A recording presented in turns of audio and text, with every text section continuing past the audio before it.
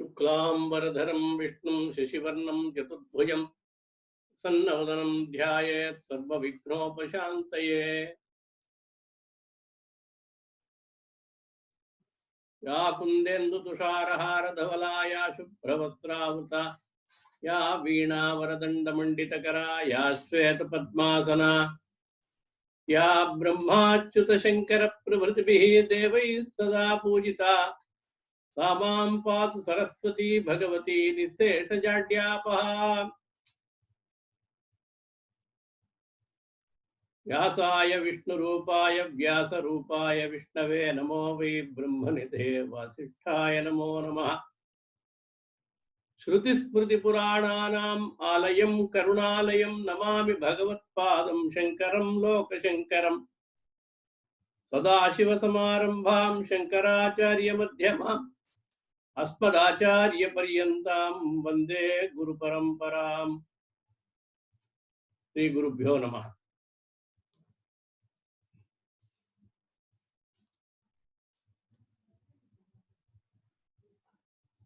విధంగా ఆచార్యుల వారు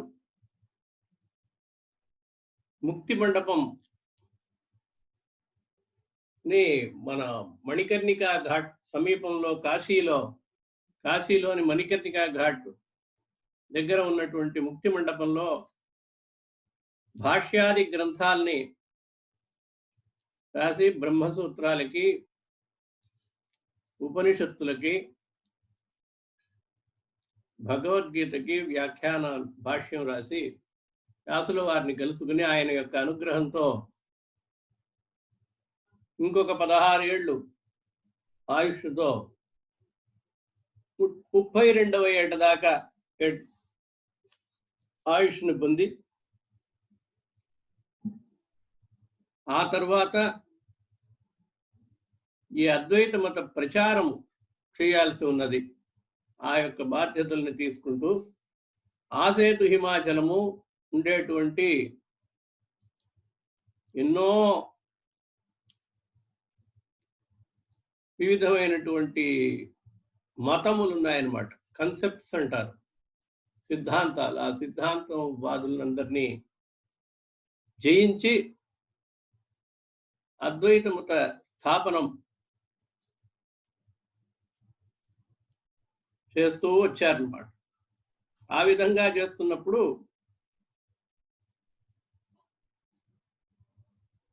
సుబ్రహ్మణ్య స్వామి అపరావతారంగా ఆయన కాశీకి సమీపంలో ఇప్పటి అలహాబాద్ ప్రయాగం అనేటువంటి ప్రయాగం దగ్గర త్రివేణి సంగమం ఆ పవిత్ర స్థలంలో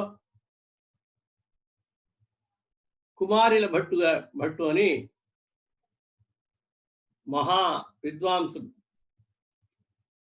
కర్మకాండకి ప్రతినిధి, వైదిక మతోద్ధరణం చేసినటువంటి మహానుభావుడు, సాక్షాత్ సుబ్రహ్మణ్య స్వామి యొక్క అవతారంగా భావింపబడినటువంటి కుమారిల భట్టు ఆయనని కలవాలి. కలిసి ఆయనతో వాగ్వాదన చేసి ఈ అద్వైత మతం జ్ఞాన మార్గం యొక్క గొప్పదనాన్ని చాటి చెప్పాలనేటువంటిది ఉద్దేశంతో శిష్యులతో సహా అక్కడికి బయలుదేరడం జరిగిందన్నమాట. ప్రయాగానికి బయలుదేరారు. కుమారుల భట్టు మహామీమాంసకులు, అఖండమైనటువంటి ప్రజ్ఞాశాలి, కర్మఠుడు. వేదోక్తమైనటువంటి కర్మలే ప్రధానము, వాటిని ఆచరించడం వల్లే మోక్షం లభిస్తుంది అనేటువంటి నిశ్చలమైనటువంటి సిద్ధాంతముతో ఆచరిస్తున్నటువంటి మహానుభావుడు. అప్పుడు బౌద్ధ మతం ప్రచారంలో ఉండడం వల్ల ఆ బౌద్ధ మతాన్ని, బౌద్ధ జైనాది మతాల్ని తిరస్కరించాలి అనేటువంటి ఉద్దేశంతో వైదిక కర్మకాండ నశించిపోతున్న సమయంలో సుబ్రహ్మణ్య స్వామి అవతారంగా కుమారిల భట్టు గారు అవతరించారన్నమాట. అప్పటికి శంకరుల వారి కంటే ఆయనకి చాలా వయస్సు, పెద్దవారు బాగా. ఎంతటి పరిశ్రమ అంటే ఆయన బౌద్ధ మతం వాటి సిద్ధాంతాలని ఖండించాలి. అంటే వేదం ప్రమాణం కాదు అనేది వాళ్ళ సిద్ధాంతం అన్నమాట. కర్మ సిద్ధాంతమే వాళ్ళు ఒప్పుకోలే. అలాగూ అందువల్ల వాళ్ళ యొక్క సిద్ధాంతం ఏమిటి అనేది పరిశీలన చేయాలి ఆయనకి. ఎందుకంటే ఆ సిద్ధాంతాలని తెలుసుకుంటేనే వాటిని ఖండించచ్చు. లేకపోతే మనం వాదించలేము. అందువల్ల ఆ బౌద్ధ జైనాది మతంలో ఏమున్నది, వాళ్ళ యొక్క సిద్ధాంతం ఏమిటి అనేది తెలుసుకోవాలి అనేది ఈయనకి. ఈయన చాలా కర్మిష్ఠుడు అనమాట. వేదము శాస్త్రము ఇవి తప్పితే ఏం లేదు ఆయనకి. ఏదో ఒక కర్మానుష్ఠానం. అటువంటి వాడు ఈ బౌద్ధ మతాన్ని తెలుసుకోవడం ఎట్లాగూ అంటే వాళ్ళ దగ్గరికి వెళ్ళాలి. వెళ్ళి అధ్యయనం చేస్తే గాని తెలుసుకోలేం. అందుకని ఈయన ఏం చేశారు, ఒక గురువు గారిని ఆశ్రయించారు. బౌద్ధ వేషం వేసుకుని బుద్ధుడు వాళ్ళ యొక్క ఆచార వ్యవహారాలకి తగ్గట్టుగా మారి ఆయన బౌద్ధ మత గురువుల దగ్గర అధ్యయనం చేశాడు. ఎందుకు అధ్యయనం చేశాడంటే అది ఖండించడం కోసం. అలాగూ అధ్యయనం చేసిన తర్వాత ఆ మతాలన్నింటినీ ఖండించి వేదమే చాలా గొప్పది, వేదోక్తమైనటువంటి కర్మ అనుష్ఠానమే జీవితం యొక్క పరమావధి అనే సిద్ధాంతాన్ని ఆయన ప్రతిపాదించాడు అన్నమాట. ఇది ఇలా ఉంటున్నది. శంకరాచార్యుల వారు ఆయన్ని చూడటానికి కోసం ఆయన యొక్క, ఎందుకంటే అప్పుడు భారతదేశంలో ప్రబలమైనటువంటి ఈ కర్మ సిద్ధాంత ప్రతిపాదకుడు స్థాపకు ఆయన అన్నమాట, కుమరిల భట్టు. కాబట్టి ఆయన్ని జయించాలి అనేటువంటి ఒక ఉద్దేశంతో వెళ్ళారన్నమాట. తీరా ఆయన ఈ బౌద్ధ మతాన్ని ఖండించడం కోసం బౌద్ధ మతాన్ని నేర్చుకున్నారు కదా వేషం వేసుకుని. అది శాస్త్ర ప్రకారం తప్పు కదా, వేదోక్తమైనటువంటి ధర్మానికి అది తగినది కాదు. అందువల్ల ఆయనకి ఆయనే శిక్ష విధించుకున్నాడు, దానికి ప్రాయశ్చిత్తంగా. పైగా గురువు గారి దగ్గర నేర్చుకుని దాన్ని ఖండనం చేశాడు.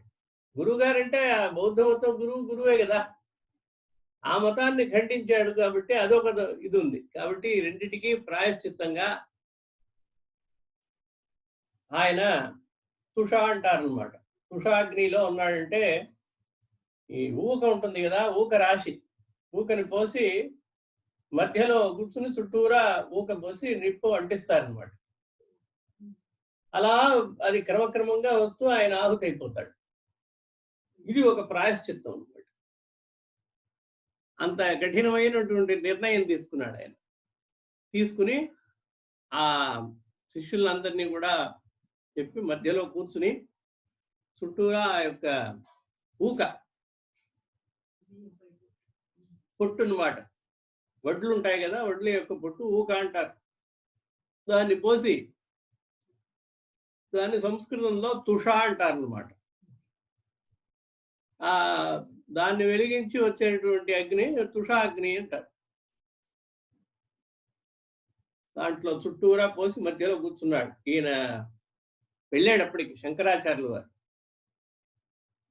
శంకరాచార్యుల వారు ఆయనకి నమస్కరించి, మీతో ఇలా కర్మ సిద్ధాంతం గురించి మాట్లాడడానికి వచ్చాను అని చెప్పి అన్నాడు అనమాట.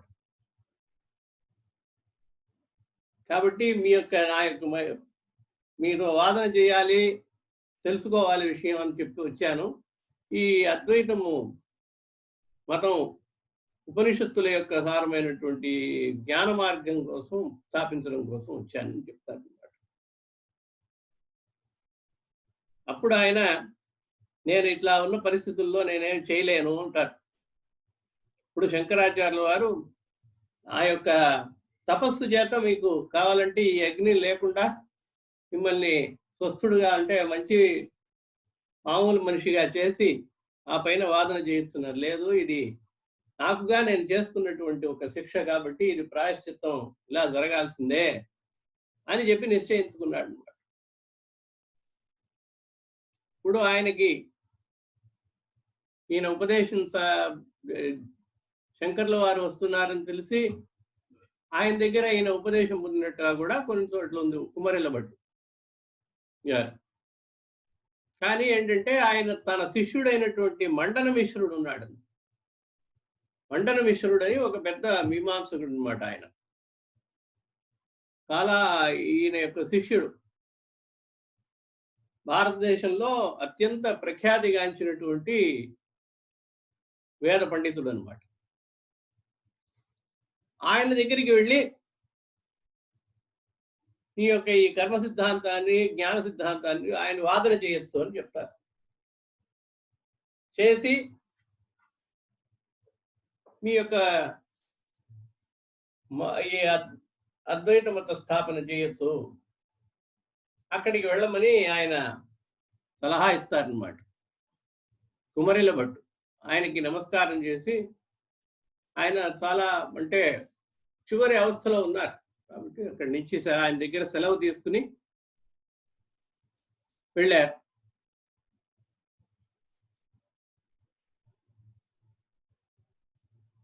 కొన్ని చోట్ల ఆయన కుమరిల భట్టు కూడా ఈ జ్ఞాన మార్గాన్ని ఒప్పుకున్నారని కూడా అంటారు.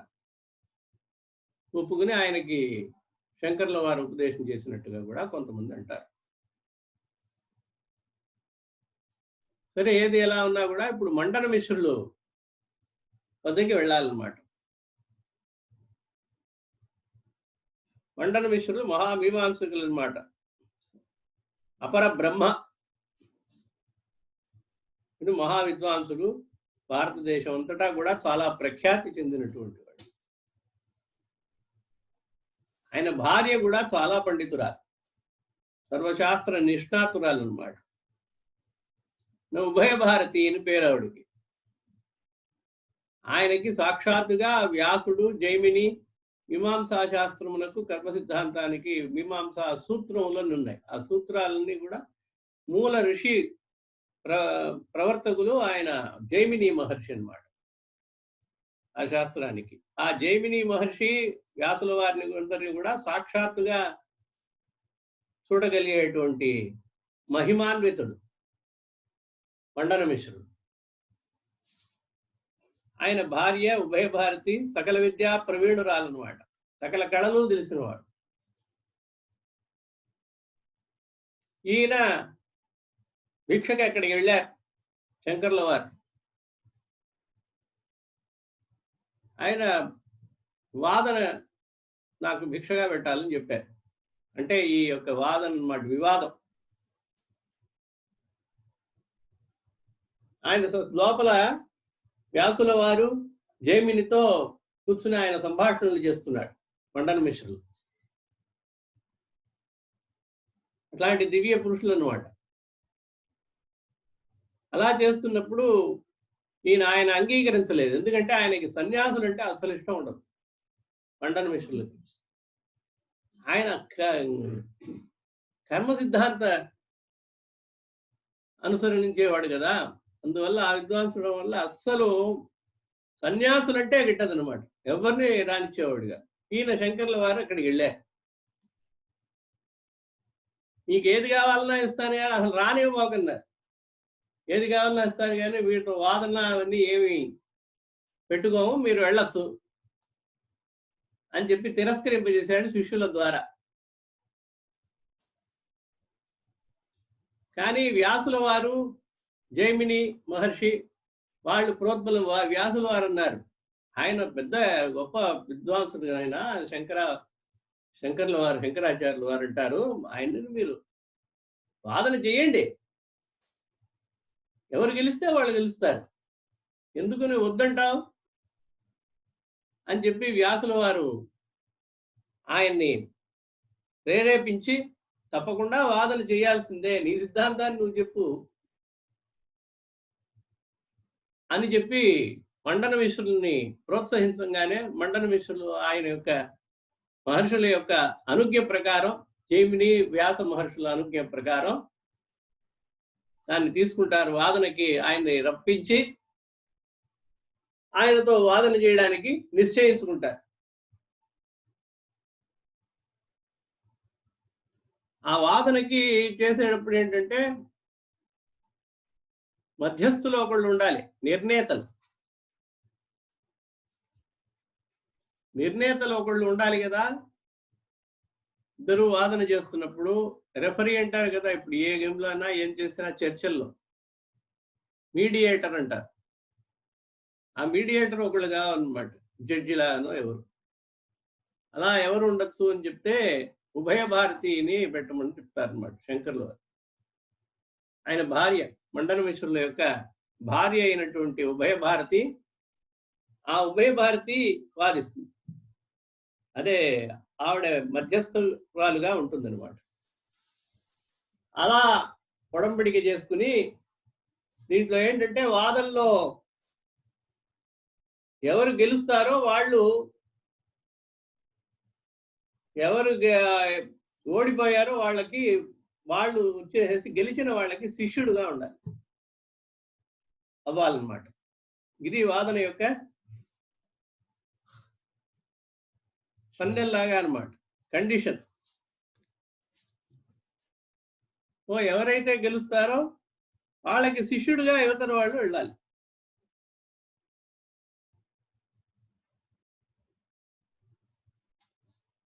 దీనికి కూడా ఒప్పుకున్నారు మండన మిశ్రులు, శంకరాచార్యులు వారిద్దరూ కూడా ఒప్పుకున్నారు. ఒప్పుకుని వాదన ప్రతివాదనలకి దిగుతున్నారన్నమాట. ఈవిడ మధ్యతురాల్లో నిర్వహిస్తోంది. వీళ్ళిద్దరి వాదనలు మొదలైనవి. ఈయన యొక్క ప్రమాణాలన్నీ కర్మే ముఖ్యం అన్నది చెప్పాడు. దానికి ఉపనిషత్తుల నుంచి మొదలైన వాటి నుంచి ఆయన శంకర్ల వారు కూడా తన వాదనని వినిపించారనమాట. ఇలా ఒక్కొక్కళ్ళు ప్రమాణాలతో ఎత్తుకు పై ఎత్తుగా ఒక్కొక్కళ్ళు వాదించుకుని శంకరాచార్యుల వారి యొక్క సిద్ధాంతంగా అయింది. పూర్వపక్షము సిద్ధాంతం అంటారన్నమాట శాస్త్రంలో. పూర్వపక్షం అంటే దానికి ఆక్షేపణ చెప్తూ ఎవరైతే ఉంటారో దానికి పూర్వపక్షం అని పేరు. సిద్ధాంతం అనేది ఫైనల్ డెసిషన్. ఇలా ఇద్దరు వాదోపవాదాలు చేసుకున్న తర్వాత శంకరుల వారి యొక్క జ్ఞాన మార్గం ఆయన చెప్పడం అనేటువంటిది, ఆ సిద్ధాంతమైనటువంటిది గెలిచిందనమాట. ప్రమాణాలతో నిరూపింపబడింది వాద ప్రతివాదాలు. ఉభయ భారతి కూడా అదే విధంగా తీర్పిచ్చారనమాట. జ్ఞానం వల్లనే మోక్షం వస్తుంది కానీ కర్మకాండల వల్ల మోక్షం రాదు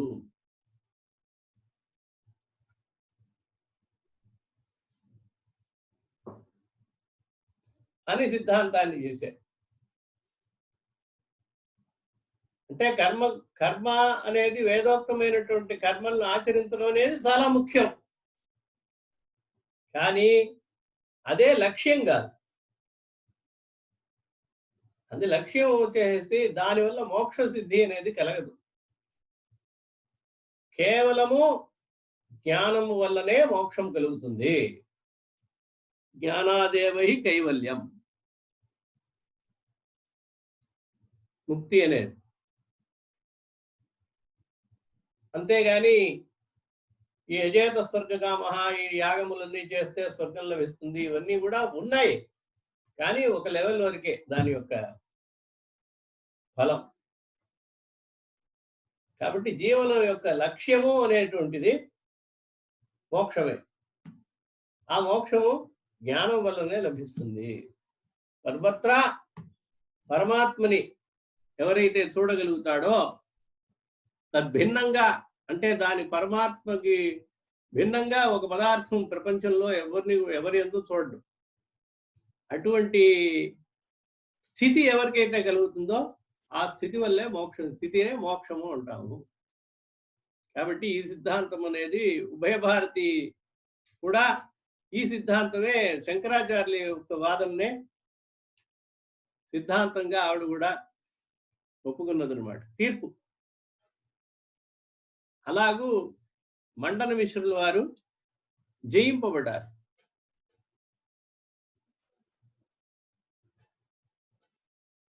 శంకరాచార్యుల వారి యొక్క సిద్ధాంతము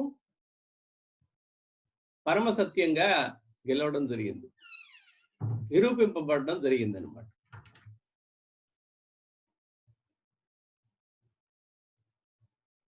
మండన మిశ్రులు కూడా ఒప్పుకుని ఆయనకి శిష్యులుగా అయ్యారనమాట. వెంటనే ఈవిడ కూడా అంగీకరించి, భార్య కదా కాబట్టి ఈవిడ కూడా అంగీకరించాలి. న్యాసం అనేది వాళ్ళు కూడా అంగీకరించి శంకరాచార్యుల వారికి శిష్యులుగా ఆయన్ని చేర్చారు.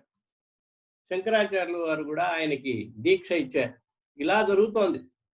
ఇంకా అది ఫైనల్ అవ్వకుండా ఉండే కారణంతో ఆ ఒక అవస్థలో, అంటే నేను కొంచెం ముందర చెప్పాను, ఈ సురేశ్వర ఈ మండన మిశ్రుల్ని జయించిన తర్వాత ఆ ఉభయ భారతి ఒక కండిషన్ పెట్టింది, నాతో కూడా వాదించాలి అని చెప్పి. అప్పుడే నేను ఒప్పుకుంటాను అని చెప్పి. సరే, ఇద్దరు వాదించారనమాట. ఈయన సకల విధమైనటువంటి కళలు శాస్త్రాలు అన్నీ తెలుసు శంకరాచార్యుల వారికి. అన్నిట్లోనూ ప్రశ్నలు వేసి వివిధమైనటువంటి ప్రశ్నలతో వాదనలతో ఆయన్ని నిలదీసిందనమాట. వాటన్నిటికీ కూడా సమాధానాలు చెప్తూ అన్ని కళల్లోనూ, అన్ని శాస్త్రాల్లోనూ, అన్ని విద్యల్లోనూ ఆయన గెలిచారు. ఆ తర్వాత ఆవిడ కామశాస్త్రం గురించి ప్రశ్నలు వేసింది. కామశాస్త్రం గురించి ప్రశ్నలు వేయంగానే శంకరాచార్యుల వారికి అది పరిచయం అసలు లేదు.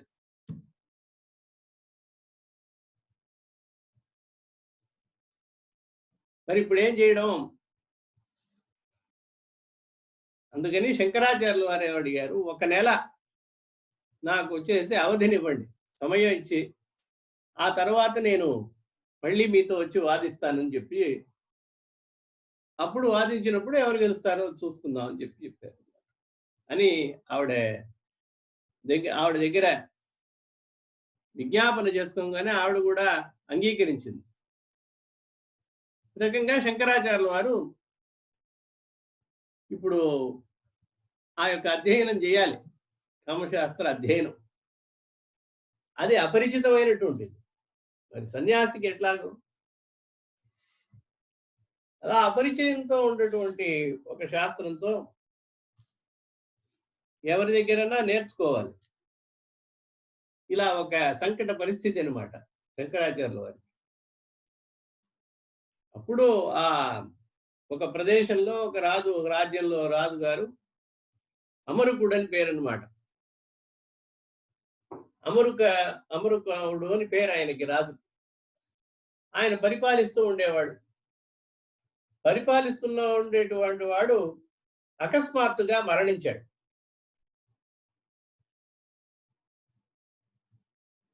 ఆ మరణించడంతో అది వార్త తెలిసింది ఈయనకి. ఈయన ఊరి చివర గోలో ఈయన ఉన్నారన్నమాట. శంకరాచార్య వారు శిష్యులతో సహా అక్కడ ఉన్నారు. ఇది తెలుసుకుని ఆ జ్ఞాన దృష్టితో అక్కడ ఆ అమరుకుని యొక్క దేహంలో తను వెళ్ళేట్టుగా అన్నమాట. పరకాయ ప్రవేశం అంటారు కదా, పరకాయ ప్రవేశం అన్నమాట. పర అంటే ఇతరుల యొక్క, కాయం అంటే ఒళ్ళు, శరీరం అని అర్థం. పరకాయ ప్రవేశం అంటే ఇంకోళ్ళ యొక్క శరీరంలో మనం వెళ్ళడం అన్నమాట, మరొకళ్ళు వెళ్ళడం. ఆ వెళ్ళేంత వరకు ఇక్కడ ఇది ఉండాలన్నమాట. ఈ శరీరం ఉండాలి.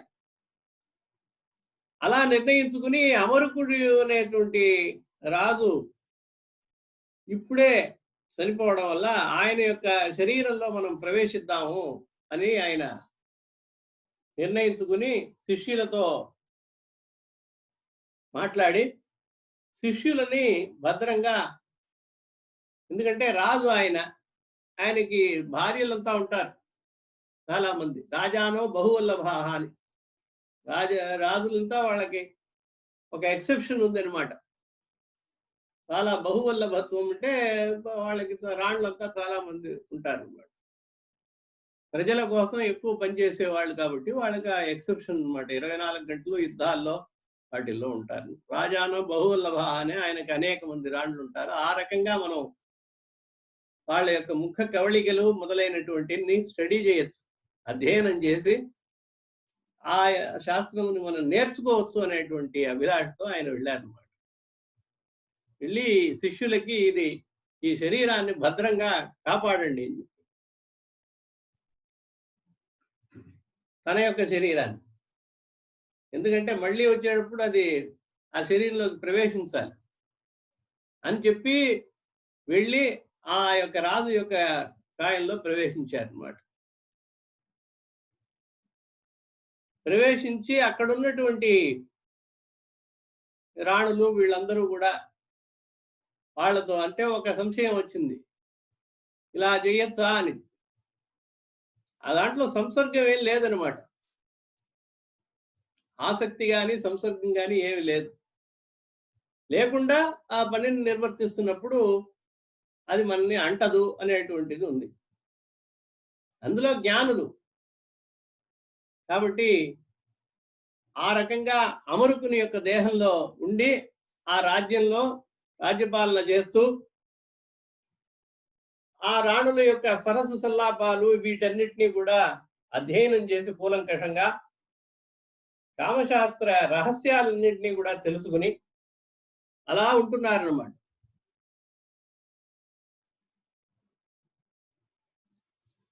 ఆ అమరుకుడు రచించినటువంటి అమరుక శతకం అని ఉన్నది సంస్కృతంలో.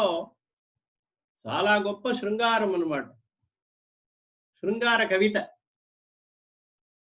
ఇది శృంగారం అంటే అట్లా ఇట్లా కాదు, అట్లా చాలా అద్భుతమైన ఒక శృంగార కావ్యం అన్నమాట.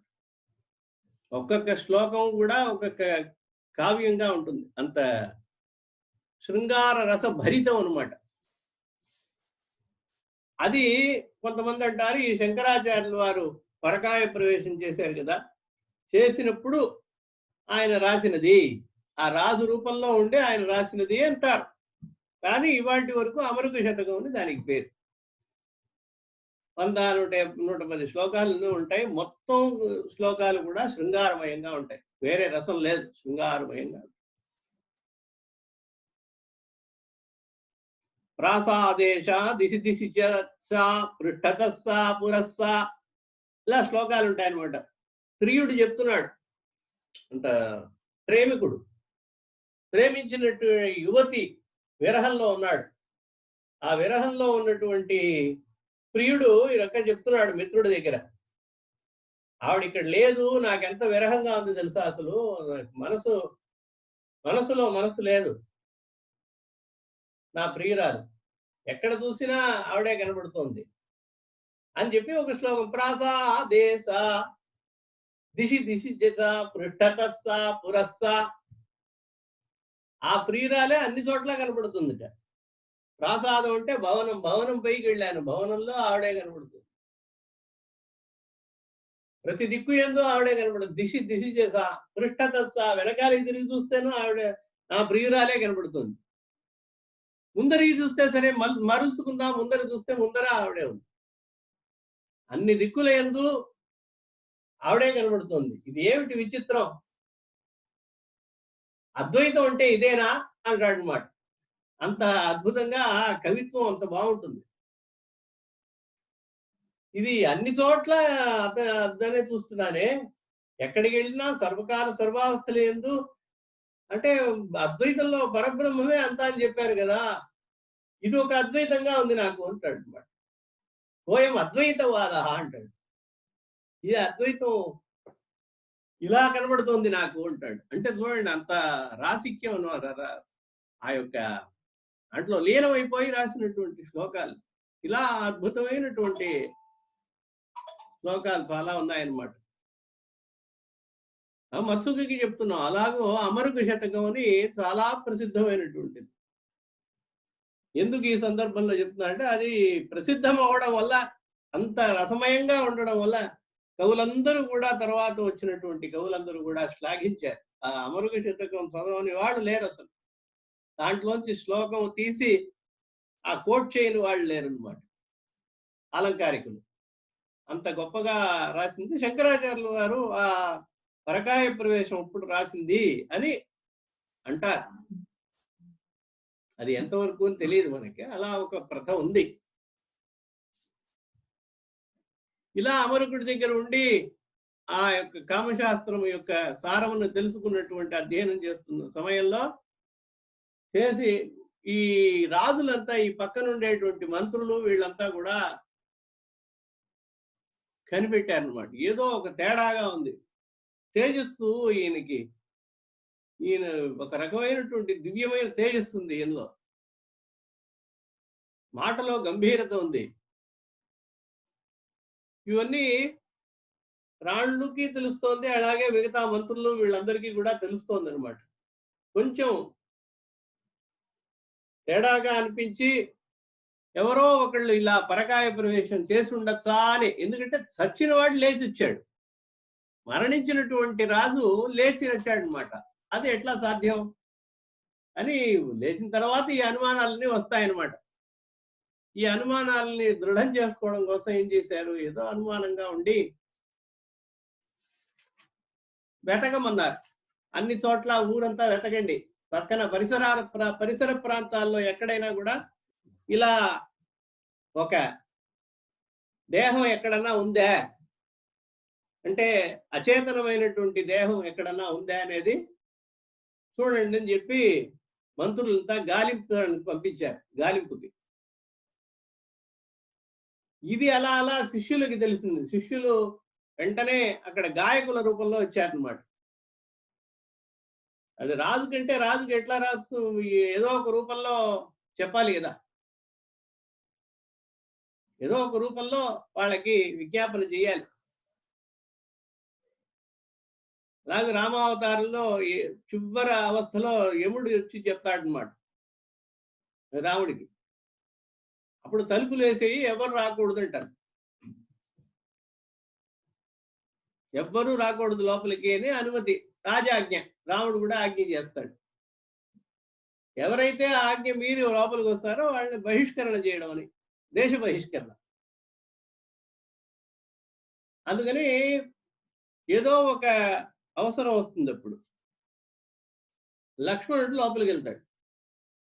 అందుకని యముడు వచ్చిన వాడు ఆయన ఉపదేశం చేస్తున్నాడు. నువ్వు సాక్షాత్తు శ్రీమన్నారాయణుడివి, ఇలా ఇవన్నీ దుష్ట శిక్షణ రక్షణ కోసం, ధర్మ సంస్థాపనం కోసం వచ్చినటువంటి వాడి అవతార పురుషుడివి, దశరథ కుమారుడిగా పుట్టావు, నువ్వు వచ్చినటువంటి పని అంతా అయిపోయింది, ఇవన్నీ చెప్తున్నాడు ఆయన.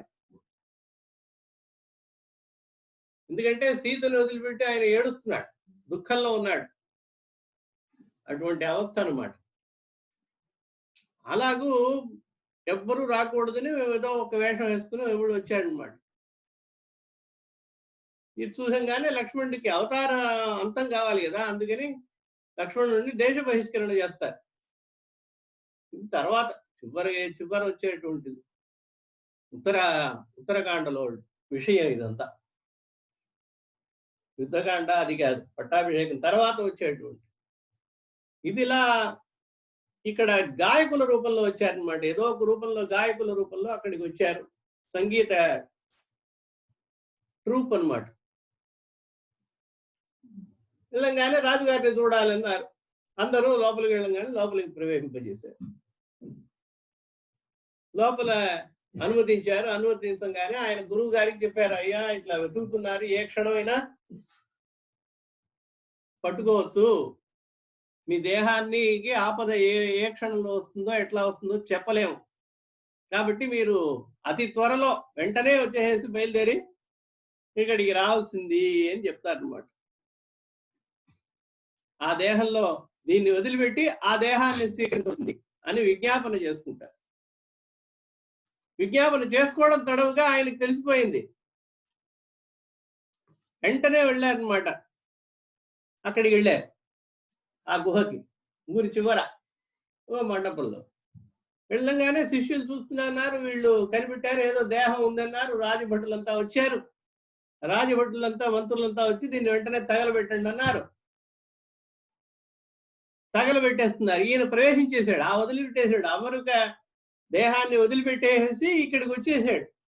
వచ్చేంత లోపల జస్ట్ కొద్ది క్షణాల్లో నిప్పు పెట్టేశారు. దేహానికి నిప్పు పెట్టేశారు. నిప్పు పెట్టేసిన తర్వాత ఈయన ప్రవేశించారు. ప్రవేశించగానే దహించుకుపోతోంది అనమాట. అప్పుడు ఆయన లక్ష్మీ నృసింహ ఉపాసకుడు, ఆయన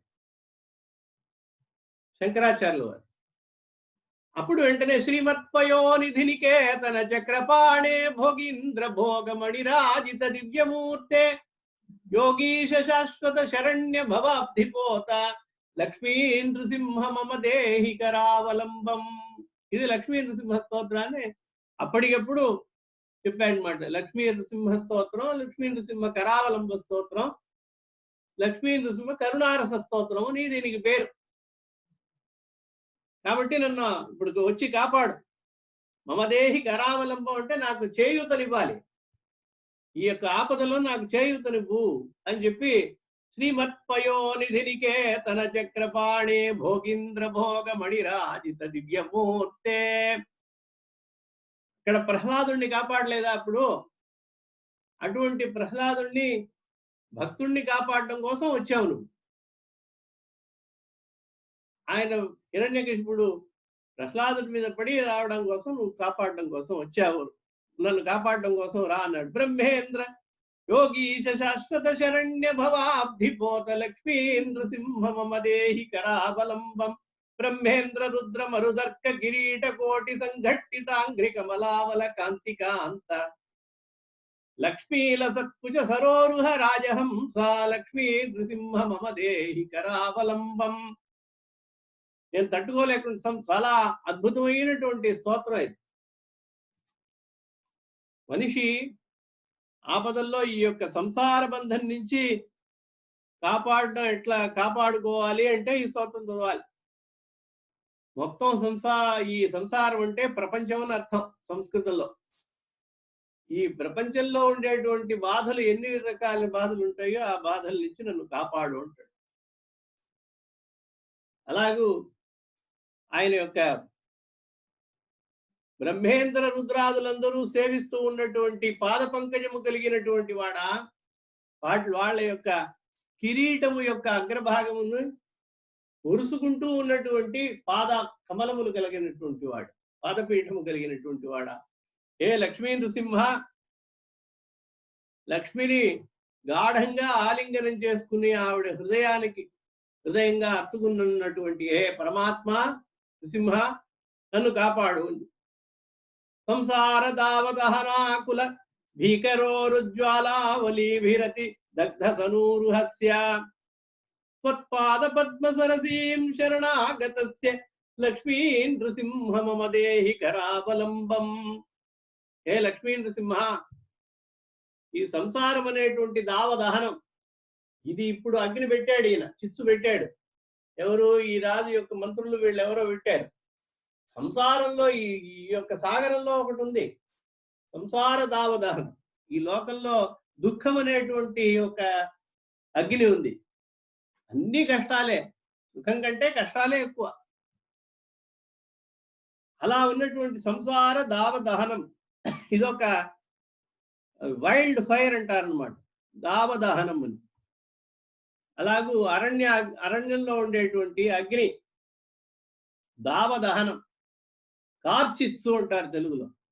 ఈ కార్చిత్సులో నుంచి నన్ను కాపాడు. ఆకుల దీంట్లో దహించుకుపోతున్నట్టు జ్వాలావలీభి, అగ్ని జ్వాలలో చుట్టుముట్టి నన్ను దహించేస్తున్నాయి.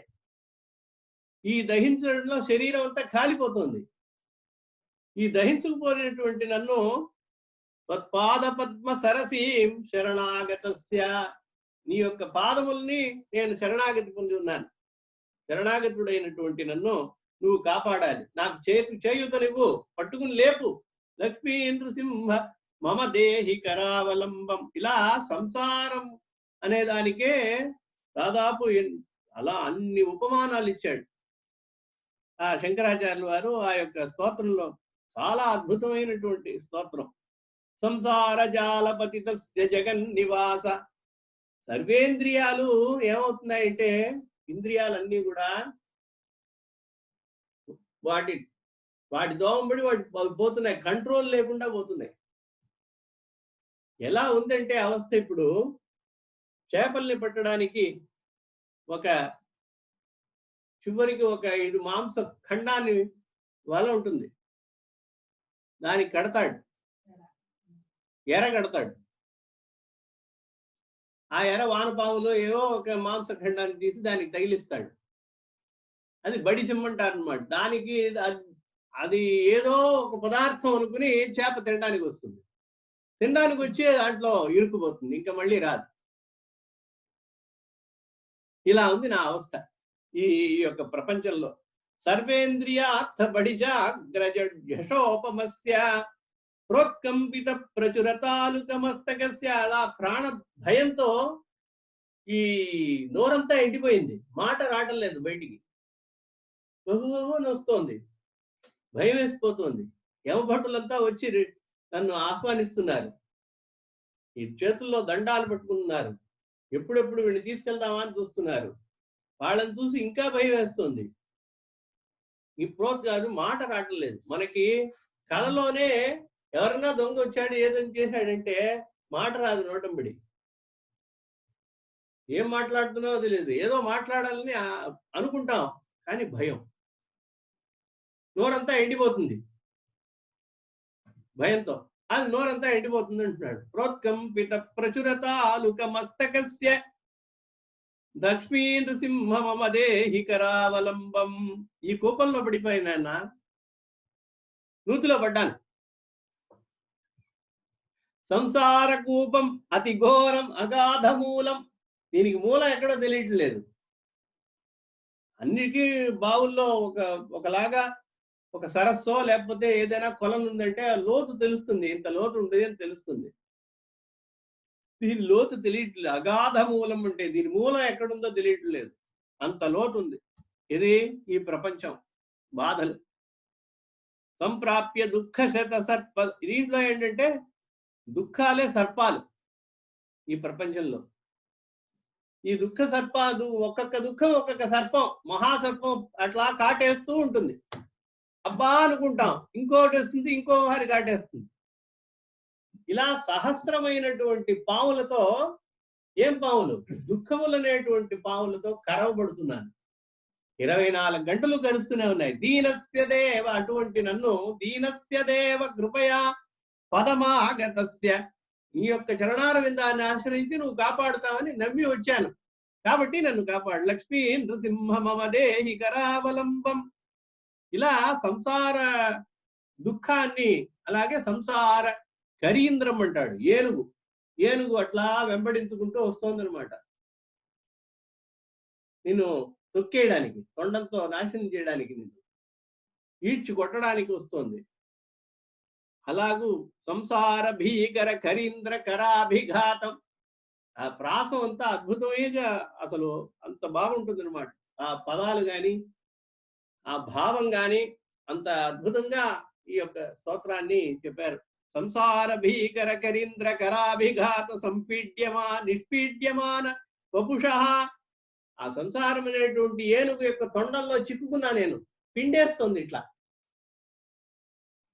పిండుతూ ఉంటే అట్లా. నిష్పీడ్యమాన వపుష సకలార్తినాశ ప్రాణ ప్రయాణ భవభీతి సమాకులస్య లక్ష్మీ నృసింహ మమ దేహి కరావలంబం. అలా సంసారం అనేటువంటి, ప్రపంచం అనేటువంటి వృక్షం ఉందే, ఇది పెద్ద వృక్షం. అమ్మా వినండి, ఈ వృక్షానికి బీజం ఏంటి తెలుసా? అనంత కర్మ శాఖాయుతం. ఈ వృక్షానికి శాఖలు చాలా అఘబీజం. అఘబీజం అంటే అఘవే పాపమే బీజం. ఈ యొక్క దుఃఖాలన్నిటికీ కూడా కారణం ఏంటి? ఈ ప్రపంచంలో దుఃఖాలన్నిటికీ కూడా పాపమే కారణం. పాపమే బీజం, విత్తనం. ఆ విత్తనం నుంచి విత్తనం మొలిచింది, వృక్షం మొలిచింది. మొలిచి శాఖలు ఏంటన్నాడు? అనంత కర్మశాఖాయుతం. చెయ్యరాని పనులు ఏమేం చేస్తున్నామో అన్ని చేస్తూ ఉన్నాం అనమాట. వాళ్ళు నాడు పోసుకోవడం, వీళ్ళు నాడు పోసుకోవడం, అసూయ, రాగద్వేషాలు, మిత్రద్రోహం, గురుద్రోహం, ఈ ద్రోహం, బంధుద్రోహం, 1, 2 కాదు. ఏది ఆచరించకూడదో అవన్నీ కూడా ఆచరించున్నాం. అధర్మం అంటే ఏంటి? అధర్మం అంటే ఏంటి? ఏది ఆచరించాలో అది వదిలిపెట్టేయడం, ఏది ఆచరించకూడదో దాన్ని ఆచరించడం. ఇదే అధర్మం అంటారు. కలియుగంలో ఏంటంటే ఇది మారిపోతుంది, అధర్మం ధర్మం అయిపోతుంది. మహాభారతంలో అంటే ఎత్ర అధర్మో ధర్మ ఇతి అంటాడు. ఎక్కడైతే అధర్మం ధర్మం అవుతుందో అని చెప్పి ఆ దుర్యోధనుడి దగ్గర చెప్తాడనమాట. అలాగే ధర్మం అధర్మం అయిపోతుంది. ధర్మరాజు గురించి వాడు అట్లా అనుకుంటాడు దుర్యోధనుడు. కానీ వాడికి ఏం చెప్పను, వాడు మంచిగా ఉన్నాడు. 5 ఊళ్ళు ఇస్తే చాలని చెప్పాడు. నాకు సగం రాజ్యం వద్దు, 5 ఊళ్ళు ఇమ్మన్నాడు. 5 ఊళ్ళు గ్రామాలు చెప్పాడు. ఇంద్రప్రస్థం, వృకప్రస్థం, జయంతం, వారణావతం, 4 గ్రామాలు. 5వ గ్రామం నీకు నచ్చిన ఏదో ఒక గ్రామం ఇవ్వనయ్యా చాలు, నేను ఏదో ఏలుకుంటాను, చూసుకుంటాను, నాకే ఇట్లా అర్ధరాజ్యం అక్కర్లేదు, మనం అనవసరంగా ఎందుకు యుద్ధం చేయడం అంటాడు. మరి ఎక్కడ పాపిష్టి వాడు ధర్మాన్ని వదిలేసి దుర్యోధనుడు వద్దంటాడు. సూర్యమనంత కూడా రాజ్యాన్ని నేను ఇవ్వను అంటాడు. స్థలాన్ని నేను నీకు ఇవ్వను. సూర్యమన పెడితే ఎంత చోటు వస్తుందో ఆ స్థలం కూడా నీకు ఇవ్వను అని చెప్తాడు. మరి వాడికి ఏం చెప్పడం? కాబట్టి చెయ్యాల్సింది చేయకుండా ఉండడం, చెయ్యకూడనిది చెయ్యడం, అది చెప్తున్నాడు. అనంత కర్మ శాఖాయుతం. అనంతంగా పని చేస్తూనే ఉంటాం, చెడ్డ పనులు మంచి పనులు ఏదో ఒకటి చేస్తూనే ఉంటాం. ఇదే శాఖలు, వృక్షానికి శాఖలు. ఈ యొక్క సంసారం, ఈ దుఃఖం అనేటువంటి వృక్షానికి బీజం ఏమో పాప కార్యాలు. అలాగే మనం చేసే పనులన్నీ కూడా వీనికి శాఖలు. కరణపత్రం అనంగ పుష్పం అనే అలాగే ఆకులన్నీ, మన ఇంద్రియాలే మనకి పత్రం, ఆకులన్నమాట. అనంగ పుష్పం, కామం అనేటువంటిదే దీనికి పుష్పం. ఈ చెట్టుకి, ఈ దుఃఖం అనేటువంటి చెట్టుకి కామం, క్రోధం ఇదే పుష్పాలు. ఈ పుష్పాలని మనం విషమయమైనటువంటి పుష్పాలు అన్నమాట. ఇవే పుష్పాలు. ఆరుహ్య, ఈ చెట్టును ఎక్కా నేను, ఇటువంటి దుఃఖపూరితమైనటువంటి దుఃఖ వృక్షాన్ని ఎక్కాను. ఆరుహ్య దుఃఖ ఫలితం, దుఃఖానికి దుఃఖం అనేటువంటిది ఫలములు. దుఃఖం అనేటువంటి ఫలాలన్నీ కాస్తున్నాయి. మనం పండు అనుకుని తింటాం, అన్ని దుఃఖమయమైనటువంటిది. ఆరుహ్య దుఃఖ ఫలినం పదతో అక్కడి నుంచి అది అందుకుందా అని చెప్పి ఆ పండుని అందుకుంటే అక్కడి నుంచి పడ్డాను. పతితం దయాలో, కింద పడ్డాను. కింద పడి అసలు అంతా దెబ్బలు తగిలి నానా ఇబ్బందులు పడి ప్రాణం పోయేటువంటి అవస్థ. నన్ను నువ్వు కాపాడాలి. ఇలాగూ పతతో దయాలో లక్ష్మీ నృసింహ మమ దేహి కరావలంబం. కళ్ళు లేకుండా ఉన్నాను. అంధస్య మే హృద వివేక మహాధనస్య. నాకు వివేకం అనేటువంటి నా దగ్గర ధనం ఉండేది చాలా, అది అందరూ దొంగలు ఎత్తుకెళ్ళిపోయారు. గుడ్డివాడిని అయిపోయాయి. ఇప్పుడు నాకు కళ్ళు కనిపించట్లా. ఇంద్రియాలు ఏం చేసినాయి? దొంగలు ఎత్తుకెళ్ళిపోయినాయి అవన్నీ. నా దగ్గర ఉండేటువంటి వివేకం అనేటువంటి ధనం ఉందే, ఆ ధనాన్ని ఎత్తుకెళ్ళిపోయినాయి. ఆ దొంగలు చాలా బలవంతులు. ఇంద్రియం లేనటువంటి దొంగలు ఉన్నారే, ఆ దొంగలు చాలా బలవంతులు. నువ్వెంత కంట్రోల్ చేసినా కూడా దాన్ని కూడా దాటుకుని వెళ్తాయి. ఇంద్రియం కంట్రోల్ చేయలేము అనమాట ఆ దొంగల్ని. చోరైర్ మహాబలిభిరింద్రియ నామధేయై. దీనికి ఎక్కడ లీడింగ్ టు ద అంధకారం, డార్క్నెస్. మోహాంధకార కుహరే వినిపాతితస్య. అందరినీ తీసుకెళ్లి నన్ను ఏం చేశారు, కట్టి పడేశారు అనమాట గుహలో, ఒక రూమ్ లో. కాళ్ళు చేతులు అన్ని కూడా కట్టి పడేసి ఒక రూమ్ లో పడేశారు. నా ధనం అంతా అపహరించుకుని వెళ్ళిపోయారు. ఏం ధనం అది? వివేకం అనే ధనం, ఈ ఇంద్రియమైనటువంటి దొంగలు. కాబట్టి ఇలా పడిపోయినటువంటి నన్ను రక్షించు, కాపాడు అని చెప్పి ఇలాగూ శ్రీ లక్ష్మీ నృసింహ చరణాబ్జ మధువ్రతేన.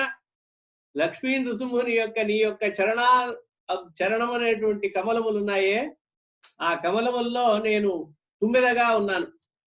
చరణాబ్జ మధువ్రతస్య స్తోత్రం కృతం శుభకరం భువి శంకరేణ. ఈ స్తోత్రం చేసినటువంటి శంకరుడైనటువంటి నేను, శంకరేణ అనే చెప్పాడు, శంకరాచార్యులంతా చెప్పలా పాపం. భువి శంకరేణ అని చెప్పి ఇది ఫలశ్రుతి, ఇది ఆయన చెప్పలేదు. అది ఏ తత్పఠంతి, ఇది చదివే వాళ్ళకి. ఏ తత్పఠంతి మనుజాహ హరిభక్తియుక్తాహ. హరి యందు భక్తితో ఈ యొక్క స్తోత్రాన్ని ఎవరైతే చదువుతారో తే యాంతి తత్పద సరోజం అఖండ రూపం. అఖండ రూపమైనటువంటి ఆయన యొక్క చరణ కమలాల్ని చేరుకుంటారు ఈ స్తోత్రాన్ని చదివితే. ఆపదలన్నీ పోతాయన్నమాట. లక్ష్మీపతే కమలనాభ సురేశ విష్ణో యజ్ఞేశ యజ్ఞ మధుసూదన విశ్వరూప బ్రహ్మణ్య కేశవ జనార్దన వాసుదేవ లక్ష్మీ నృసింహ మమ దేహి కరావలంబం. అలాగూ రా, తొందరగా రా. ఏకేన చక్రం, ఒక చేతిలో చక్రాన్ని ఒక చేతిలో శంఖాన్ని పట్టుకుని లక్ష్మిని ఒళ్ళో కూర్చోబెట్టుకుని, నీ యొక్క తొడల మీద కూర్చోబెట్టుకుని ఆవిడ్ని వామేతరేణ, కాబట్టి ఆవిడ్ని చేత్తో పట్టుకుని వరదం అభయం అనేటువంటి హస్తాలతో వరాన్ని ఇచ్చేది, భయం లేకుండా కలిగించేది. వరదాభయ హస్తములతో కూడినటువంటి చేతులతో కూడినటువంటి వాడివై హే లక్ష్మీ నృసింహ, నాకు చేయూతనిచ్చి నన్ను కాపాడుదుగాక ఈ యొక్క ఆపదలో అని. ప్రయాణ సమయం ఉన్నట్టు ఆయనకి. ఎందుకంటే ఆ దేహం కాలిపోతే ఇక అంతే, నిర్యాణమే అయిపోయినట్టు. ఈ యొక్క అవస్థలో ఈ లక్ష్మీ నృసింహ స్తోత్రాన్ని చెయ్యంగానే ఆ లక్ష్మీ నృసింహ యొక్క మహిమ చేత ఆ అగ్ని కాస్త చల్లారిపోయింది. అసలు అగ్ని కాలలేదు, ఒళ్ళు అట్లాగే ఉంది శంకరాచార్యులు. ఆ శంకరాచార్య ఈ స్తోత్రం యొక్క మహిమ వల్ల, లక్ష్మీ నృసింహుని యొక్క పరమానుగ్రహం వల్ల అగ్ని ఏమి చేయకుండా ఆ దేహం అట్లాగే ఉండడంతో దాన్ని ప్రవేశించినటువంటి శంకరులు కూడా ఏ విధమైన ఆపదకి లోను కాకుండా నిద్రలోంచి లేచిన వాడిలాగా అట్లాగే లేచారు. ఆ యొక్క లేచిన తర్వాత శిష్యులంతా కూడా శ్లాఘించి ఆ మంత్రులు రాజులంతా కూడా ఆశ్చర్యపోయి చూశారనమాట. అప్పుడు తెలుసుకున్నారు, సరే శంకరాచార్యులు వాళ్ళు కాళ్ళ వెళ్ళబడి క్షమించమని అడిగి వాళ్ళు రాజ్యంలో వెళ్ళిపోగా ఈయన ఆశ్రమ శిష్యులతో సహా తన యొక్క ఆశ్రమానికి వెళ్ళారు. ఇలా వెళ్ళి మండన మిశ్రుల దగ్గర వాళ్ళ గృహానికి వెళ్ళి ఉభయ భారతితో వాదనకి దిగి ఆ వాదనలో కూడా గెలిచారనమాట. ఆవిడ అన్ని కళల గురించి అడిగింది. శాస్త్రములన్నీ పోయినాయి, ఇప్పుడు కళల గురించి, కామశాస్త్రం గురించి, దాని యొక్క చేష్టలు, నాయకుడిని చూడంగానే నాయకుడికి ఎట్లా చేష్టలు ఉంటాయి, ఇవన్నీ అన్నమాట. ఏ విధంగా మనం వచ్చేసి అభినయించాలి, అభినయించడం కాదు, మనం వ్యవహరించాలి, అది దానికి ఒక సైన్స్ ఉందన్నమాట, శాస్త్రం ఉంది. అన్నిటికీ శాస్త్రం ఉంది సంస్కృతంలో. మన యొక్క భారతదేశం యొక్క సంస్కృతి సంప్రదాయాల్లో అన్నిటికీ శాస్త్రం అంటే సైన్స్ అనమాట, అంతే. శాస్త్రం అంటే అదేదో పాతకాలంలో చెప్పింది, గడ్డాలు మీసాలు పెట్టుకుని ఉన్న వాళ్ళు చెప్పింది అట్లా కాదు అర్థం. ఛాందసం అంటారు, ఇట్లా తెలుగులో మనకి పద ప్రయోగాలు ఉన్నాయి. అలా కాదు, చాదస్తం అంటారు అనమాట.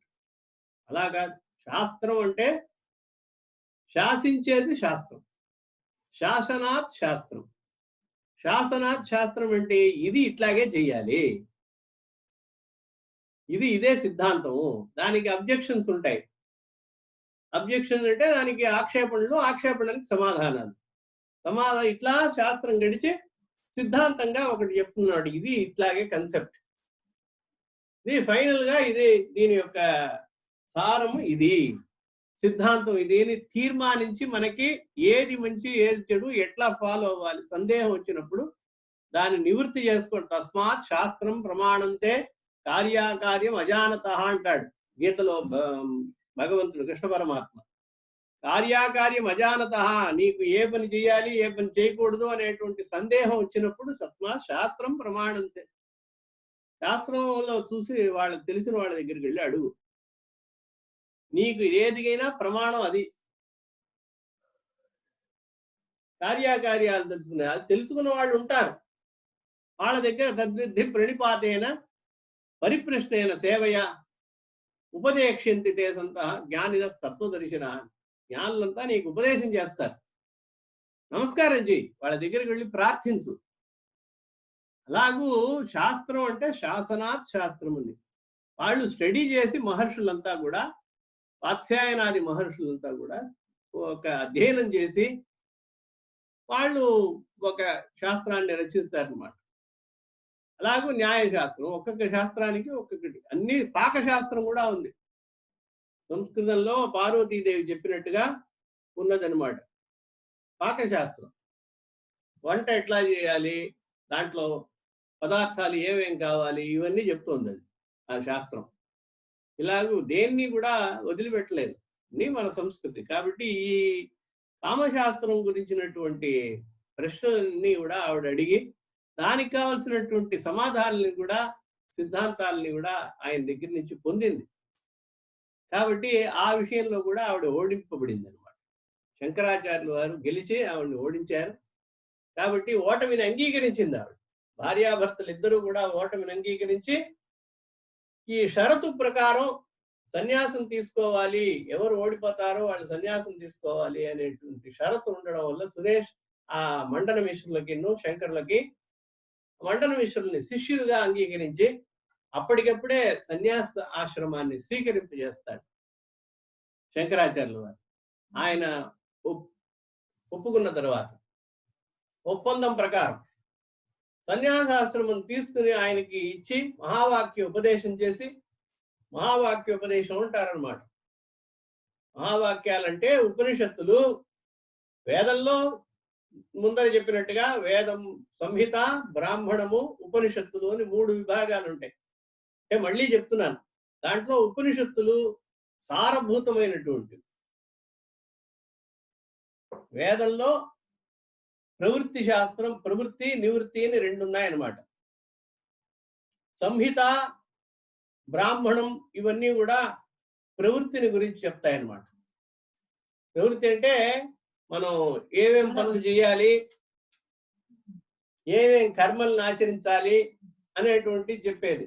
యజ్ఞయాగాదులు మొదలైనవన్నీ, వ్రతాలు ఇవన్నీ ఎట్లా ఆచరించాలి అని, ఏం పని చెయ్యాలి అనేటువంటి చెప్పేది. ఇది పని చెయ్యకూడదు ఉంటుంది ఉపనిషత్తు. నివృత్తి అనమాట. కోరికలు అవన్నీ ఉంటాయి కదా మనకి. ఆ కోరికలు, ఈ కోరికలు ఉంటే ఈ యాగం చేయమంటుంది. పుత్రుడు కావాలంటే పుత్రకామేష్టి యాగం చెయ్యి. రాజులైతే నువ్వు అశ్వమేధం చెయ్యి. నువ్వు పౌండరీక యాగం చెయ్యి బ్రాహ్మణులైతే. ఇలాగూ ఒక్కొక్కళ్ళకి ఒక్కొక్క యాగాలని, కోరికలను, వాళ్ళని కోరికలను బట్టి, వాళ్ళ యొక్క ఆశల్ని బట్టి కర్మల్ని విధిస్తూ ఉంటుందన్నమాట. శత్రువుల్ని జయించాలంటే ఇట్లా చెయ్యి, అందుకని చేస్తారు. ఆయుష్ పెరగాలంటే చెయ్యి, మృత్యుంజయ హోమం చెయ్యి. ఇలా విధించేటువంటి కర్మల్ని విధించేటువంటి ఇదంతా సంహితలో ఉంటుంది. కాబట్టి ఉపనిషత్తులు ఏంటంటే ఆ తర్వాత ఇదంతా జ్ఞాన మార్గం, నివృత్తి అనమాట. దీని నుంచి నివృత్తి కలిగేటువంటి ఆ ఉపనిషత్తులకి మహావాక్యం. ఉపనిషత్తులు చాలా ఉన్నాయి. ఆ 108 ఉపనిషత్తుల్లో 10 ఉపనిషత్తులు చాలా ముఖ్యభూతమైనటువంటివి. దశోపనిషత్తుని కొంతమంది అంటారు, కొంతమంది 12 ఉపనిషత్తులను కూడా అంటారు. ఏదైనా ఉపనిషత్తుని పేరు అనమాట. అంటే ఏంటి, నీకు బ్రహ్మజ్ఞానాన్ని దగ్గరికి చేరువుగా నిన్ను తీసుకెళ్లేది అని అర్థం అనమాట. ఇన్నాళ్ళు కర్మ చేస్తూ ఉన్నావు నువ్వు పనులన్నీ, ఇది లైఫ్ యొక్క జీవితం యొక్క సారం కాదు, దీన్ని అతీతమైనటువంటి ఒక పదార్థం ఉంది, దాన్ని వెతికి వెళ్ళు అని చెప్పి ఉపనిషత్తులు చెప్తాయన్నమాట. కథా ద్వారాను, సంభాషణల ద్వారాను, క్వశ్చన్ ఆన్సర్స్, ప్రశ్నోత్తరాలు అవన్నీ కూడా ఉన్నాయి. అడుగుతారు శిష్యులు, అవును ఇదేంటి అని అడుగుతారు. అన్నం అన్నం బ్రహ్మ అంటాడు, అన్నం బ్రహ్మమయమైనది. అట్లా ఒక్కొక్కళ్ళు అడుగుతూ ఉంటారు. అట్లా ప్రశ్నలు ప్రశ్నోత్తర రీతిలో ఉంటాయి. యగ్రోధ ఫలమాహర అంటాడు. యగ్రోధం అంటే మన వృక్షం, వట వృక్షం ఇట్లాంటిది ఉంది, దాని యొక్క ఫలాన్ని తీసుకురా అంటాడు శిష్యుడి దగ్గర. నాకు తెలియదు, గురువు గారు నేర్పించలేదంటాడు అనమాట. ఒక ఒక బాలుడు బాలుడు అంటే యువావస్థలో ఉన్నాడు, వేదాధ్యయనం అన్ని అధ్యయనం చేసేసాడు, గురువు గారు అన్ని నేర్పించాడు, నేను అన్ని తెలుసు చదివేస్తున్నాను అంటాడు. తండ్రి దగ్గరకు వచ్చాడు, తండ్రి ఉద్దాలకుడి దగ్గరకు వచ్చాడు, ఏం చదివావురా అన్నాడు. అన్ని చదివేశాను అన్నాడు. ఏం చదివావు అన్నాడు. గురువు గారికి ఏం తెలుసో అవన్నీ చదివాను అన్నాడు. అంటే గర్వం అనమాట. గురువు గారికి ఏం తెలుసో అవన్నీ చదివాను. సరే నేను అన్ని చదివాను అంటున్నావు కదా, అయితే నేను ఇది చదివావా అంటాడు. ఏమిటి? ఏది తెలుసుకుంటే అన్ని తెలుసుకున్నట్టు అవుతుందో, ఏన జ్ఞాతేన సర్వం జ్ఞాతం భవతి, ఏన శృతేన సర్వం శృతం భవతి. ఏది గనక నువ్వు వింటే ఇక వినాల్సిన పదార్థం ప్రపంచంలో ఏమి ఉండదో, ఏన్ని గనక తెలుసుకుంటే ఇంక తెలుసుకోవాల్సిన పదార్థం ఏమి ఉండదో, ఆ పదార్థాన్ని తెలుసుకున్నావా అని అడుగుతాడు. మరి అన్నీ తెలుసు అని చెప్పావు కదా. అక్కడ దంగైపోయాడు. అంత గర్వంతో మాట్లాడాడు. చూశాడు ఈయన తండ్రి, ఓ ఇంత గర్వంలో ఉన్నాడని. బదులు చెప్పేటప్పుడే ప్రత్యుత్తరం చెప్పేటప్పుడే గంభీరంగా చెప్పాడు. గురువు గారికి ఏమేమి తెలుసో అన్నీ తెలుసండి నాకు. అది చెప్పించలేదే అన్నాడు ఆయన. చెప్పించకపోతే అడుగు, తెలుసుకో. మరి అన్ని తెలుసు అన్నావుగా. తెలియదు అన్నాడు. యగ్రోధ ఫలమాహార అన్నాడు. ఆ పండును తీసుకురా. మర్రి పడింది. మర్రిలో అదే మర్రి చెట్టు, దానికి చిన్న చిన్న పళ్ళు ఉంటాయి. ఆ పళ్ళు ఇక్కడ ఉంది మనకి. ఆ పళ్ళు చిన్న చిన్న పళ్ళు ఉంటాయి. ఆ పళ్ళను పట్టరామన్నాడు. ఆ పండు పట్టరా. పండును పట్టుకొచ్చాడు. పండు ఎందుకు పట్టరమంటారు అన్నాడు. చదువు గురించి అడుగుతున్నాడు. యగ్రోధ ఫలం భింది అన్నాడు. దాన్ని పగలగొట్టు అన్నాడు. దాన్ని కొట్టాడు. ఆ ఫలాన్ని చిత్త కొట్టాడు. చిత్త కొట్టంగానే చిన్న చిన్న ఇవి కనబడ్డాయి, పుప్పుడిలాగా విత్తనాలు కనబడ్డాయి. దాన్ని బదలగొట్టు అన్నాడు. అది చిన్నగా ఉన్నది, అది తీసుకున్నాడు. అది తీసేసి దాన్ని బదలగొట్టాడు. దాన్ని బదలగొట్టంగానే ఏముంది అన్నాడు. కిం పశ్యసి, అక్కడ ఏం చూస్తున్నావు అన్నాడు. ఏమీ లేదన్నాడు. ఏమీ లేని దాంట్లోంచి ఇంత పెద్ద వృక్షం వచ్చింది చూసావా అన్నాడు. ఏమీ లేనటువంటి ఆ బీజాన్ని పగలగొట్టావు, బీజంలో ఏమీ లేదు. ఏమీ లేనటువంటి ఈ అణువు నుంచి ఇంత పెద్ద మహావృక్షం వచ్చింది చూసావా, ఎన్ని ఊడలన్నీ వచ్చి ఇంత విస్తారంగా ఉంది చూసావా, అదే ఆత్మ, అదే పరమాత్మ. అణుమాత్రం నుంచి వచ్చినటువంటిదే ఇది ఒక జగత్తంతా, సర్వం కూడా. సర్వము పరమాత్మమయం. అది తెలుసుకోకుండా నువ్వు, అది తెలుసుకుంటే ఇక వస్తువులు ఏమీ తెలుసుకోవాల్సింది లేదు, ఏం ఉండదు. ఎందుకని ఉండదు? సర్వము పరమాత్మే. ఏం తెలుసుకునేదేంటి? ఇంకోటి తెలుసుకోవాలి అంటే దీనికి అతిరిక్తమైనటువంటి ఇంకో పదార్థం ఉంటేనే తెలుసుకోవాలని అనిపిస్తుంది. దానికి పదార్థం ఇంకోటి లేదు. భగవంతుడి తర్వాత సర్వత్ర భగవంతుడే, నేను భగవంతుడే అంతా. అది భగవంతుడు అంటాం, పరమాత్మ అంటాం, ఏమైనా అనుకోండి, అంతా పరమాత్మే. ఆ రకంగా చెప్పాడనమాట. అలా మహావాక్యాలు ఉపనిషత్తుల్లో కొన్ని ఇట్లా ఉంటాయి. చాలా ఈ తత్వాల్ని ఎట్లా చెప్పాలి, సంభాషణ రూపంలో ఉంటాయి, కొన్ని కొన్ని వర్ణనా రూపంలో ఉంటాయి. కాబట్టి అది సాధారణంగా దుర్విజ్ఞేయం. అంత ఈజీగా అర్థం కాదనమాట. ఇప్పుడు కథలుగా చెప్పడం వల్ల మనకి అర్థం అవుతుంది. ఇంకా తత్వమైనటువంటివి చాలా ఉన్నాయి. దీంట్లో ఏం చెప్పాడు? పరమాత్మ గురించి చెప్పాడు. ఇట్లా ఉంటాయన్నమాట. ఇవన్నీ కలిసి ఉన్నటువంటిదే ఉపనిషత్తు అంటారు. ఇలా ఒక్కొక్క వేదానికి కొన్ని ఉపనిషత్తులు ఉన్నాయి. దాంట్లో 12 ఉపనిషత్తులు చాలా ముఖ్యమైనవి. ఈశకేన కఠ ప్రశ్న ముండ మాండూక్య తిత్తిరిహి అట్లా చెప్తారు కోసం. ఈశ ఉపనిషత్తు, కఠోపనిషత్తు, ఈశ కేనోపనిషత్తు, కఠోపనిషత్తు, కఠ ప్రశ్న ప్రశ్నోపనిషత్తు, ముండ మాండూక్య తిత్తిరిహి అని ఊరికనే చెప్పడం అనమాట, తెలుసుకోవడం, జ్ఞాపకం పెట్టుకోవడం కోసం. ముండకోపనిషత్తు, మాండూక్యోపనిషత్తు, తిత్తిరిహి అంటే తైత్తిరీయోపనిషత్తు, బృహదారణ్యకమేవచ బృహదారణ్యక ఉపనిషత్తు, శాంతోగ్యోపనిషత్తు. ఇవన్నీ ప్రధానమైనటువంటి ఉపనిషత్తు. సో ఈ యొక్క ఉపనిషత్తుల్లో వేదంలో సారమైనది ఉపనిషత్తు, నివృత్తి మార్గం, దాంట్లోనే సారమైనది మహావాక్యములు అంటారు. ఆ మహావాక్యములు అంటే అహం బ్రహ్మాస్మి, అయమాత్మా బ్రహ్మ, అయమాత్మా బ్రహ్మ అంటాడు, అహం బ్రహ్మాస్మి అంటారు. ఇవన్నీ వచ్చేసి చాలా ముఖ్యమైనటువంటి వాక్యాలు అన్నమాట. ఉపనిషత్తుల్లోనే అవే చాలా ముఖ్యమైనవి. వాటిల్లో కూడా ముఖ్యమైనటువంటివి ఏమిటి? ఈ యొక్క మహావాక్యాలు. ఈ మహావాక్యాల్ని ఉపదేశం చేస్తేనే సన్యాసం అనేటువంటి ఆ సన్యాస స్వీకరణం అప్పుడు ఉపదేశం చేస్తారు. ఆ ఉపనిషత్తు ఆ మహావాక్య ఉపదేశం అంటారు దీన్ని. మహావాక్యం అంటే తెలుసుకోవాలి కదా. ఈ వీటినే మహావాక్యాలు అంటారు అన్నమాట. ఏంటి? ఉపనిషత్తుల్లో చాలా చాలా ముఖ్యమైన వాక్యాలు. అయమాత్మా బ్రహ్మ, తత్వమసి, అయమాత్మా బ్రహ్మ, అహం బ్రహ్మాస్మి, ప్రజ్ఞానం బ్రహ్మ, వీటినన్నిటినీ వచ్చేసి వీటిని 4 మహావాక్యాలు అంటారు.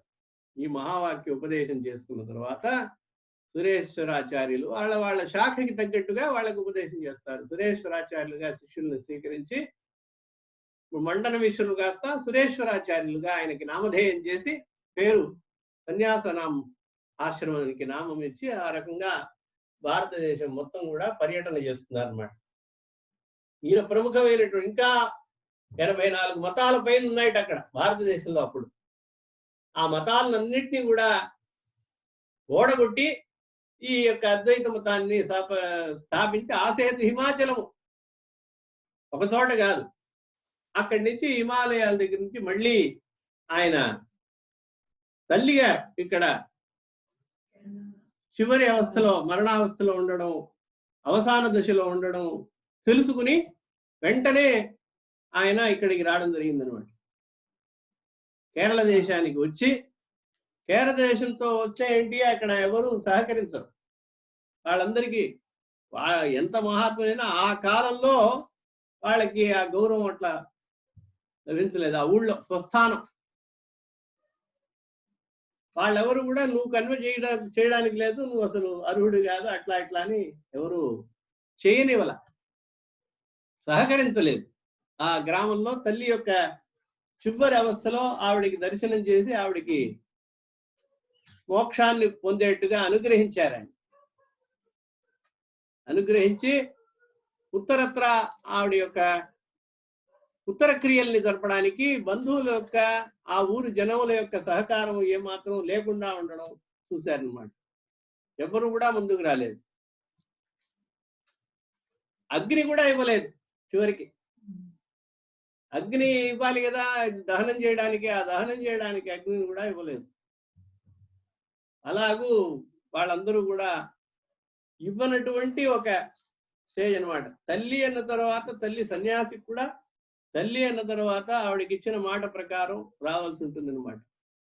తల్లి యొక్క ప్రాధాన్యం అంత గొప్పది. ఎప్పుడు కూడా తల్లి యొక్క రుణం, తండ్రి యొక్క రుణం రెండూ తీర్చుకోలేమో అనేది ఎం మాతాపితరు సహేతే సంభవే నృణాం నతస్య నిష్కృతి శక్య కర్తం వర్షశతైరపి. 100 సంవత్సరాలు సేవ చేసినా కూడా తల్లిదండ్రుల యొక్క ఆ యొక్క రుణం తీరదు అని చెప్పి శాస్త్రం చెప్తోంది. అలాగూ తల్లి యొక్క వాగ్దానం చేసిన ప్రకారం తల్లి యొక్క కర్మల్ని చేయడానికి ఆయన వచ్చాడనమాట. అది గొప్ప విషయం అది. సన్యాసి అయ్యుండి. సన్యాసికి అవేం లేవు. సత్యవతీదేవి వ్యాసుల వారిని కన్నప్పుడు వ్యాసుడు పరాశర మహర్షికి వ్యాసుడు పుట్టాడు. ఏదో సందర్భంగా చెప్తున్నా. వ్యాసుడు పుట్టాడు. పరాశర మహర్షికి సత్యవతి అని పేరు ఆవిడికి. యోజనగంధి అంటారు. యోజనగంధికి అది తర్వాత చెప్పుకుందాం. ఏదో ఒక వాళ్ళిద్దరికీ సంపర్కం జరిగింది. మంచుతో ఆవరించేసుకుని పడవలో పుట్టాడు. ఇలా ద్వీపంలో పుట్టాడు అనమాట. ఒక చిన్న ద్వీపం, గంగా తీరంలో ఒక ద్వీపం. ఆ ద్వీపంలో ఈయన కలిశాడు ఆవిడ్ని, మత్స్యగంధిని. మత్స్యగంధి అంటారు, యోజనగంధి అంటారు, సత్యవతి అని అంటారు. వ్యాస సత్యవతి సుత. వాళ్ళంతా ఋషులు దేవతలు అవడం వల్ల సద్యోగర్భం అంటే వెంటనే వాళ్ళకి పెద్దవాళ్ళు అయిపోతారు. ఇలా నవమాసాలు పోయడం అంతా ఏముండదు అనమాట. ఆన్ ద స్పాట్ ఆయన వ్యాసుల వారు వచ్చారు, కన్నారు.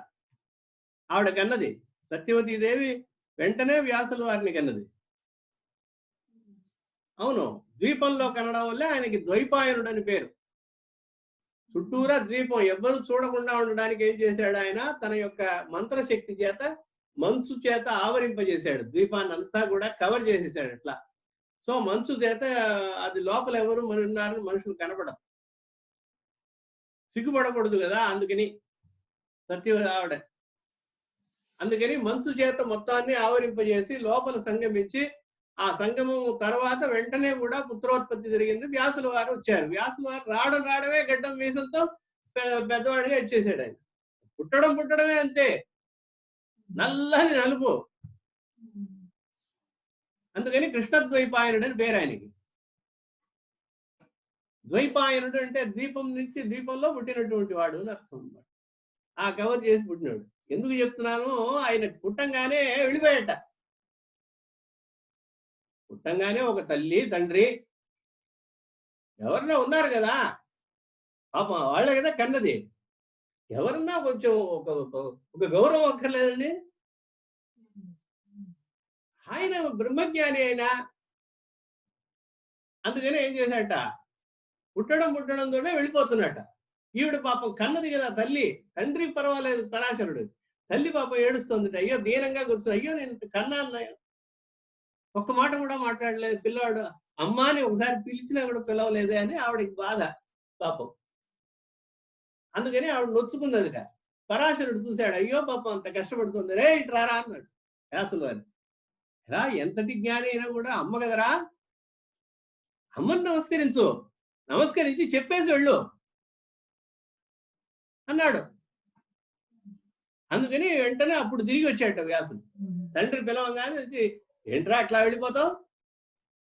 కన్న తల్లి, నువ్వు సద్యోగర్భం మహర్షి ఏమైనా అవ్వు, తల్లికి నమస్కరించి వెళ్ళు నాయనా అని చెప్పాట. అని చెప్పంగానే అప్పుడు కాళ్ళ మీద పడి తల్లికి నమస్కరించి ఆశీర్వాదం తీసుకుని తర్వాత వెళ్ళాడు. ఆయన జ్ఞాని, విష్ణుమూర్తి యొక్క అవతారం. ఎందుకు చెప్తున్నానంటే తల్లి యొక్క ప్రాముఖ్యం అన్నమాట.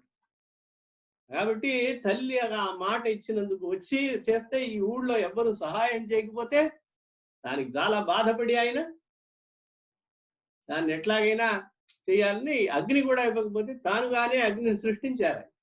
మంత్రశక్తితో, ఆయన యొక్క తపశ్శక్తితో. సాక్షాత్ శివావతారం కదా, ఆయనకేంటి నేత్రంలోనే ఉంది అగ్ని.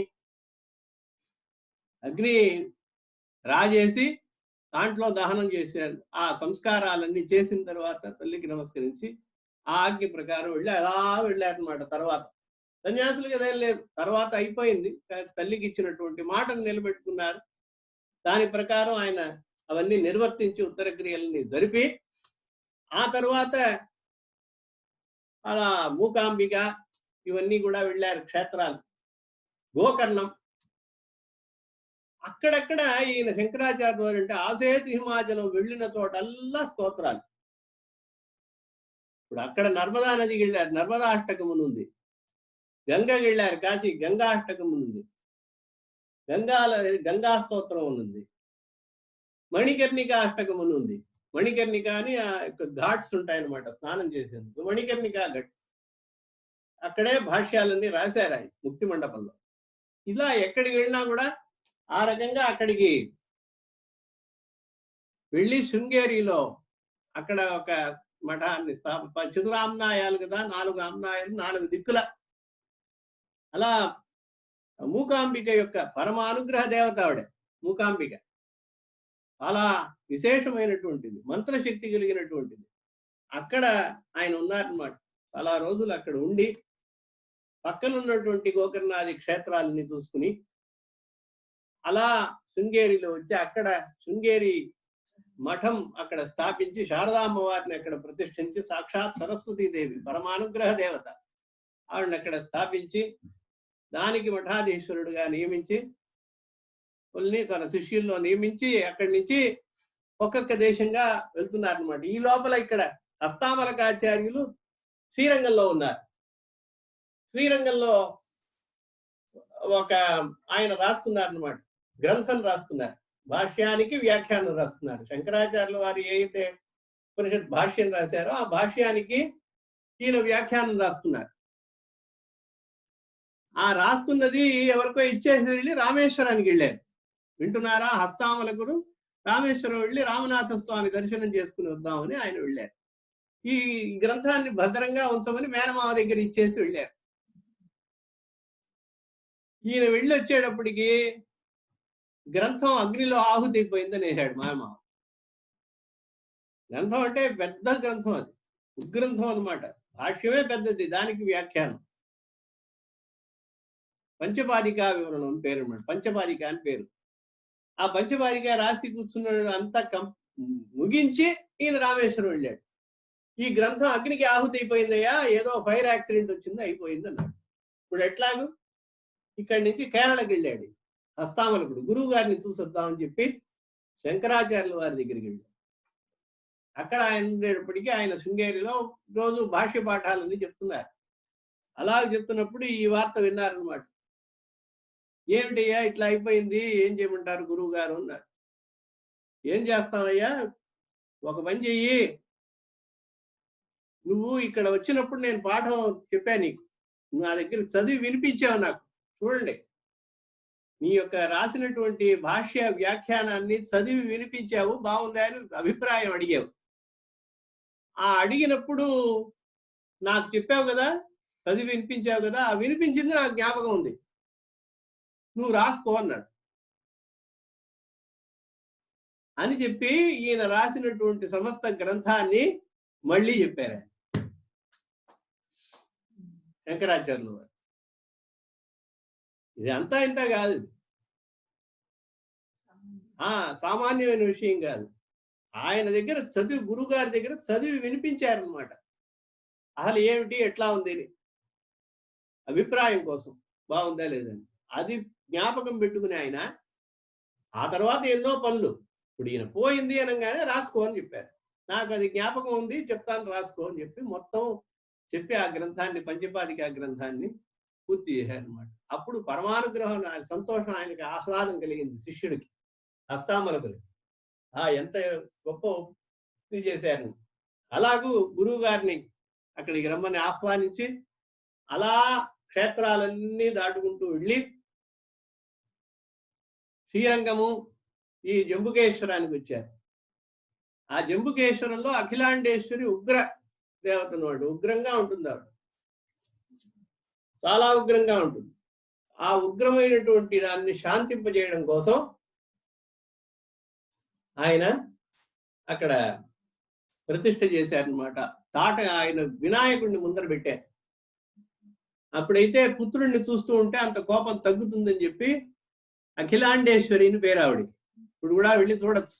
ఆ అఖిలాండేశ్వరికి ఎదురుకుండా వినాయకుడిని ప్రతిష్ఠించి అమ్మవారి యొక్క ఆ ఉగ్రతని శాంతింపజేయడం కోసం తాటంకములు చేశాడు. శ్రీచక్రంలో, శ్రీచక్రం కలిగి ఉన్నటువంటి శ్రీచక్రంతో ఆయన దుద్దులు చేయించారనమాట.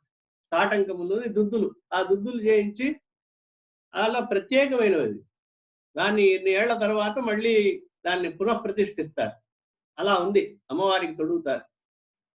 అదా తొడగడం కాంచి కామకోటి పీఠంలో వాళ్ళు శ్రద్ధ చేస్తారనమాట. ఆ కాలం నుంచి చేసుకుంటూ వస్తున్నారు.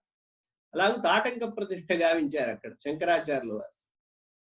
శ్రీచక్రముతో కూడినటువంటి చేయబడినటువంటి చెక్కబడినటువంటి తాటంకాలు అనమాట, దుద్దులు. వాటితో అక్కడ అఖిలాండేశ్వరి పరమానుగ్రహ దేవత అమ్మవారు. అలాగూ అక్కడ చేసి అక్కడి నుంచి ఆయన వచ్చేటప్పుడు కూడా మన పాండురంగ స్వామి అలా మహారాష్ట్రలో వచ్చినప్పుడు కానీ పాండురంగాష్టకమును రాశారు. చాలా అద్భుతంగా ఉంటాయి స్తోత్రాలు. ఇవన్నీ చెబుతూ ఉంటే ఎంతైనా చెబుతూ ఉండొచ్చు. పాండురంగాష్టకం చాలా ఉంది. మహాయోగ పీఠే తటే భీమరథ్య, భీమరథి అనే నది అక్కడ పండరీపురం. పండరీపురంలో విఠలుడికి అక్కడ భీమరథి అనే నది, ఆ తీరంలో ఆయన ఉన్నాడనమాట. ఎవరు? విఠలు. ఆ విఠల దేవుడి గురించి స్తోత్రం అన్నమాట పాండురంగుడు. మహాయోగ పీఠే తటే భీమరథ్యాః వరం పుండరీకాయ దాతుం మునీంద్రైః సమాగత్య తిష్టంతమానందకందం వరబ్రహ్మలింగం భజే పాండురంగం. ఇది స్తోత్రం. ఆయన ఇట్లా ఉంటాడు, ఇట్లా చేతులు పెట్టుకుని ఉంటాడు, నడుం మీద చేతులు పెట్టుకుని నుంచుని ఉంటాడు ఆయన. పాండురంగుడు. ఆయన చెప్తున్నాడు, శంకరాచార్యుల వారి యొక్క అద్భుతమైనటువంటి కవిత్వం చెప్తున్నాను. ఎంత అద్భుతంగా రాస్తున్నాడంటే ఆయన చెప్తున్నాడు, ప్రమాణం భవాబ్ధేరిదం మామకానం. నన్ను ఆశ్రయించిన వాళ్ళకి ఈ సంసార సముద్రం ఉందే, ఆ సముద్రం మోకాలు అంత లోతునే ఉంటుంది.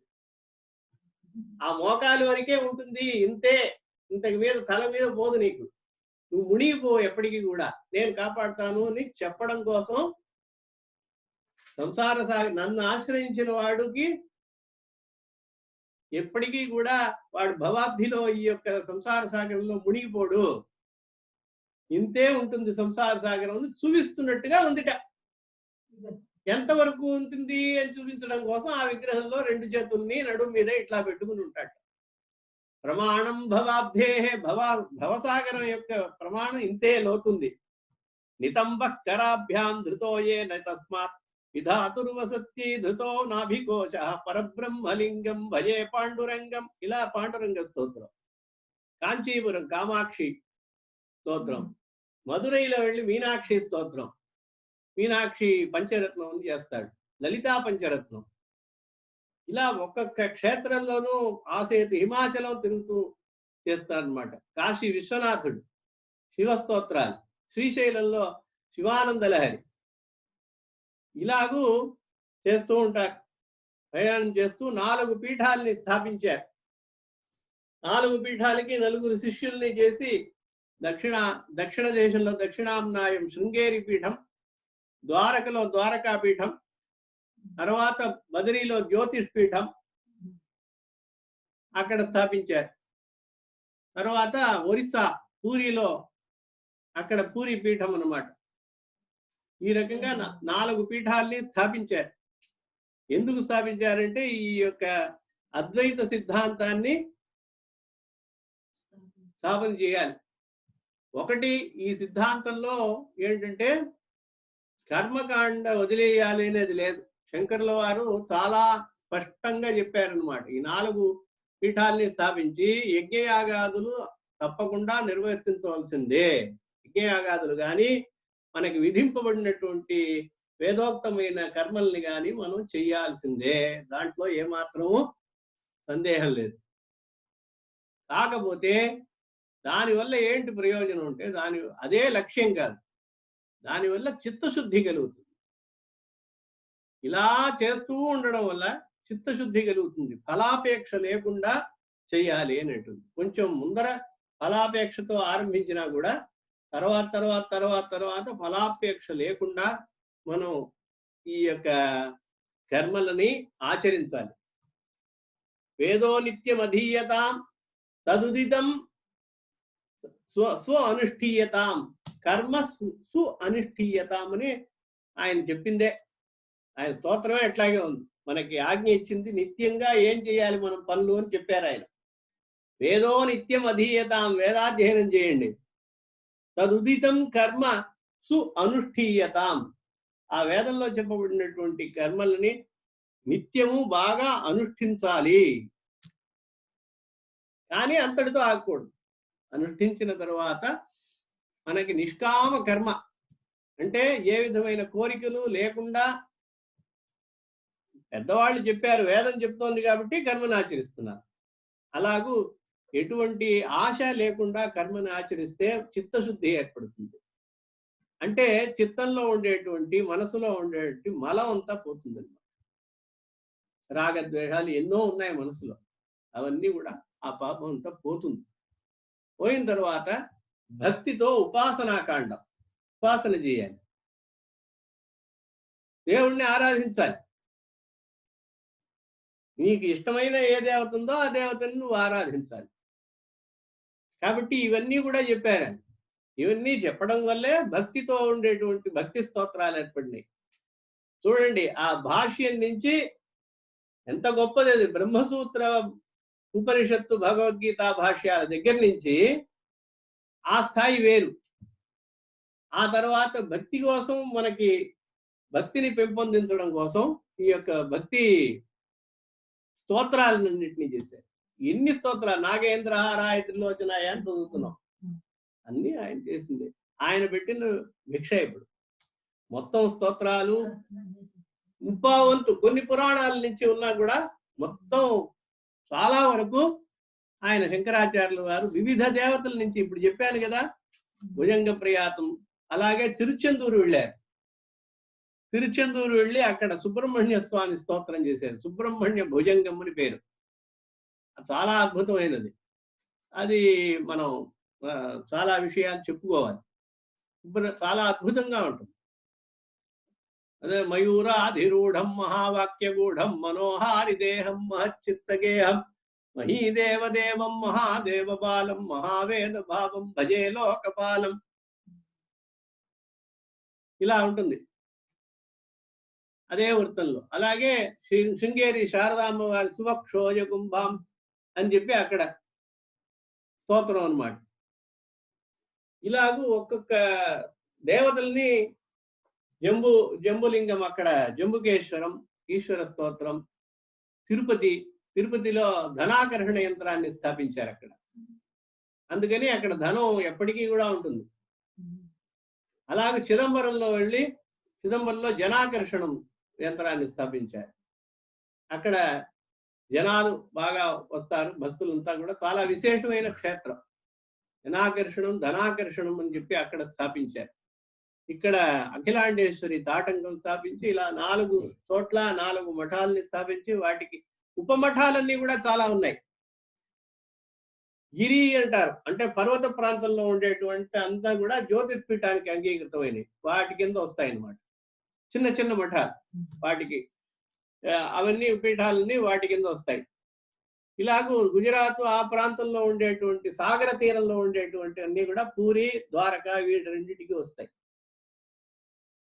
ఇలాగూ దక్షిణంలో ఉండేటువంటిదంతా ఇక్కడ శృంగేరికి వచ్చిన తర్వాత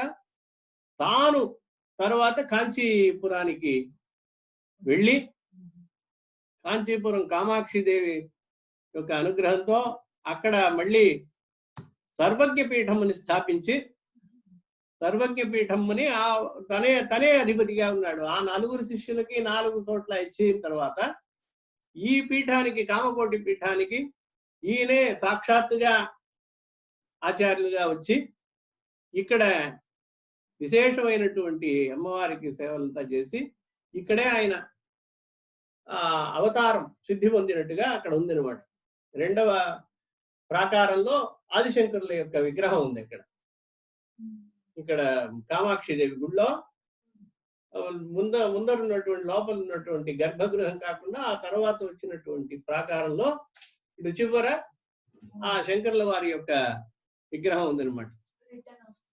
వస్తున్నప్పుడు అక్కడ ఆ యొక్క శంకరాచార్యుల వారి యొక్క శుద్ధి పొందినట్టుగా చెప్తారు. ఇలాగూ 4 మఠాలని స్థాపించి, వాటి యొక్క ఉపమఠాలన్నీ స్థాపించి, ఎప్పటికీ కూడా ఇది పోకూడదు అని.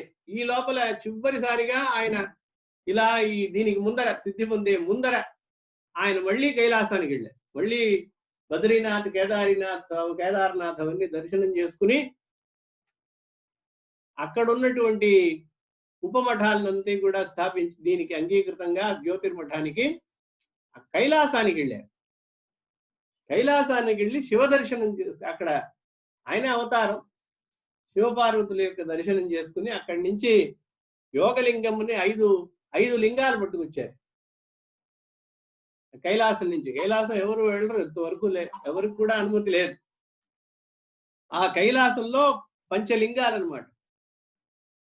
ఆ 5 లింగాల్ని తీసుకుని ఒక్కొక్క చోట ఒక్కొక్క లింగాన్ని అలాగే ఆ 5 లింగాలతో పాటు సౌందర్య లహరి అక్కడ చేశారు. అమ్మవారిని సాక్షాత్తుగా అక్కడ చూసి ఆ కైలాసంలో రచించినటువంటి స్తోత్రం అది. అక్కడి నుంచి తీసుకొచ్చినటువంటిది ఇదనమాట.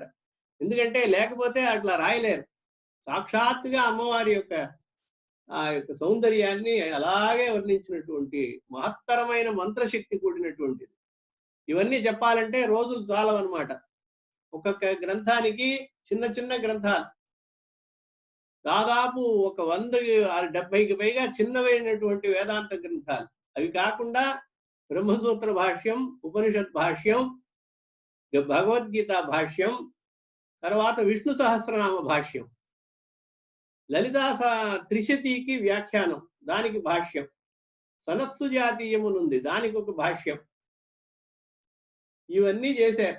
అలాగే ఆపస్తంభ సూత్రాలకి భాష్యం చేశారు. వేదాంత పరంగా భాష్యం చేసి ఇవన్నీ ప్రధానమైనటువంటివి. అవి కాకుండా స్తోత్రాలు, అవి కాకుండా ప్రకరణ గ్రంథాలు, తత్వోపదేశ, ఆత్మబోధము, ఇవి ఇలాంటి ప్రబోధ సుధాకరము, ఇట్లాంటివంటి గ్రంథాలు. అవి వేదాంత గ్రంథాలని కొన్ని 70-80 దాకా చేశారనమాట. చేసి 5 లింగాల్ని కైలాసం నుంచి సాక్షాత్తుగా పట్టుకొచ్చి ముక్తిలింగాన్ని కేదార్నాథ్లో స్థాపించారు. ముక్తిలింగం అని అక్కడ ఉంది ఇప్పటికీ. అలాగే పరలింగం అనేది నేపాల్లో స్థాపించారు. నేపాల్లో పశుపతినాథ మందిర్ ఉంది, అక్కడ పరలింగం అని ఆ లింగాన్ని, దివ్యలింగాన్ని అక్కడ స్థాపించారు. భోగలింగాన్ని శృంగేరిలో వాటికి కూడా అర్చింపబడుతున్నటువంటి మహత్తర మహిమాన్వితమైనటువంటిది లింగం అన్నమాట. అది భోగలింగం. అలాగే మోక్షలింగం అనేది 4వది చిదంబరంలో స్థాపించారు. చిదంబరంలో ఆరాధింపబడుతోంది. చివరిగా యోగలింగం అనేటువంటిది కాంచీ మఠంలో ఉన్నటువంటిది అనమాట. యోగలింగం కాంచీలో ప్రతిష్ఠించారనమాట. ఇలాగూ జ్యోతిర్మఠము, గోవర్ధన మఠము, పూరిలో గోవర్ధన మఠం అనమాట. శారదాపీఠం అనేది శృంగేరిలో స్థాపించారు. కామకోటి పీఠం అనేది కాంచీపురంలో స్థాపించారు. ఈ రకంగా స్థాపించి ఎప్పటికీ కూడా ఈ కలియుగంలో ఎన్ని యుగాలు మారినా ఈ యొక్క సంప్రదాయం, అద్వైత సంప్రదాయం అనేది ఉండాలి అని చెప్పి ఆయన స్థాపించడం జరిగింది. ఏ విధంగా కూడా శృతి స్మృతి ఉక్తమైనటువంటి ప్రతిపాదితం విధింపబడినటువంటి కర్మలని మనం అనుష్ఠించి తీరాలి. లేకపోతే మనస్సు పక్వత రాదు. మనస్సులో ఉండేటువంటి పాప చింతన, కల్మషము ఏదైతే ఉందో, మలము, అశుద్ధము ఏమైతే ఉందో అవి పోదు. కాబట్టి అవి పోవడానికి మనము నిశ్చయంగా ఏ విధమైన సందేహం లేకుండా కర్మలని ఆచరించి తీరాలి. తర్వాత అలాగే ఉపాసన చేయాలి. ఉపాసన చేసేటప్పుడు నాకు ముక్తి మార్గాన్ని చూపించు అనేటువంటి దేవతా ఉపాసన చేయాలి. దేవతా ఉపాసన వల్ల మనకి కోరికలు సిద్ధిస్తాయని కూడా ఆయన చెప్పారు. కాబట్టి దేవతోపాసన అనేది చెయ్యొచ్చా, చేయకూడదు శంకర మతంలో అంటే ఆయనే చూపించారు మనకి. ఎంతమంది దేవతలను ఆయన స్తోత్రం చేశారు. ఇంకా ఇదంతా ఈ పుస్తకం అంతా ఆయన స్తోత్రాలే. ఇవి కాకుండా ఇంకా ఉన్నాయి ఎన్నో స్తోత్రాలు మన కోసం చేశారు. ఎంత సులభంగా ఉంటాయంటే, మీరు లక్ష్మీ నృసింహ కరావలంబ స్తోత్రం, వసుదేవ సుతం దేవం కంసజాణూరమర్దనం, ఎంత సులభంగా ఉంటాయి. అసలు చిన్న పాపాయలు కూడా చెప్పచ్చు. అది రాసిన ఆయన ఇది రాయొచ్చు అంటే అలా రాయగలిగే ఆయన వాళ్ళే మహాత్ములు, అవతార పురుషులు. వాల్మీకి చూడండి రామాయణం రాశాడు. రామాయణం సంస్కృతం సాధారణంగా తెలిస్తే చాలు అంత అద్భుతంగా రాశారు. అదే వాళ్ళ గొప్పతనం. వాళ్ళు చాలా మెచ్యూర్డ్‌గా హైయెస్ట్ లెవెల్‌కి మనం గ్రంథాలను రాయగలం. ఎవరు అర్థం చేసుకోలేనటువంటిది అన్ని అదే సమయంలో చాలా సులభమైనటువంటిది. శంకరాచార్యుల యొక్క విశేషం ఏంటంటే అత్యంత అధికమైనటువంటి జ్ఞానం కలిగిన వాళ్ళు. వాళ్ళకి గ్రంథాలు రాశారు. వాళ్ళ తాహతు, అర్హతని తెలుసుకుని క్రమక్రమంగా వికాసం కోసం, భక్తి కోసం స్తోత్రాలు, పరమ సులభమైనటువంటి స్తోత్రాలు రాశారు. అవి కొంచెం ఆత్మ వివేకం రావాలి. అసలు ఏంటి ముముక్షుత అంటే ఏంటి, దానికి కావాల్సినటువంటి మార్గాలేంటి, ఎలా చింతించాలి, ఎలా మనసుని పక్వత చేసుకోవాలి, ఇవన్నీ ఉపదేశ సాహస్రి మొదలైనటువంటి ప్రకరణ గ్రంథాలన్నీ రాశారు. కాబట్టి అటు వేదాంత ఉపనిషత్తు మొదలైనవి, ప్రకరణ గ్రంథాలు, స్తోత్రాలు ఇలా మనకి మహోపకారం చేసి మన సంస్కృతికి మూలభూతులుగా ఉన్నారన్నమాట. అంటే కొంచెం క్షీణించినటువంటి సంస్కృతిని మళ్ళీ పునఃప్రతిష్ఠించినటువంటి ఒక పరమేశ్వరావతారం అని చెప్పి ఈ లింగాలన్నీ స్థాపించి సర్వజ్ఞ పీఠమైనటువంటి కాంచీపురంలో తానే అధిష్ఠించి అక్కడ ఆయన సిద్ధి పొందడం జరిగిందనమాట. అలాగూ అవతారం అక్కడ చాలించుకుని మనకందరికీ కైలాసానికే మళ్ళీ తిరిగి వెళ్ళారు. ఈ రకంగా ఈ యొక్క పరమ పవిత్రమైనటువంటి శంకర జయంతి అనమాట. ఈ శంకర జయంతిలో ఏంటంటే శంకర అనేది ఎప్పుడు పుట్టారు అనేది కూడా దాంట్లోనే ఉంటుంది. ఆ శంకర అనే పదంలోనే ఆయన ఎప్పుడు పుట్టారు అనేటువంటిది కూడా ఉంది. అది గొప్పదనం అన్నమాట. పేరు పెట్టారు కదా శంకర అని. ఆ శంకరాలోనే ఆయన ఎప్పుడు పుట్టారు, ఎప్పుడు మనం జయంతి చేసుకోవాలి అనేది కూడా నిర్ణీతంగా ఉంది. ఆ పుట్టిన తేదీ ఎట్లాగంటారా, దీనికి కడప కొంచెం ఆలస్యం అవుతుంది, కొంచెం నిదానంగా, కొంచెం ఒక కాన్సన్ట్రేట్తో ఏకాగ్రతతో వినమని కోరిక. కటపయాది సంఖ్య అని ఉందన్నమాట. కటపయాది సంఖ్య అంటే ఈ శాస్త్రాలు వీటిల్లో ఒక లెక్క పెట్టుకునేందుకు సంఖ్యలు ఉన్నాయన్నమాట. 1, 2, 3 అనే సంఖ్యలు ఉన్నాయి కదా. 1, 2, 3ని రాయలేము, అక్షరాల్లో రాయలేము.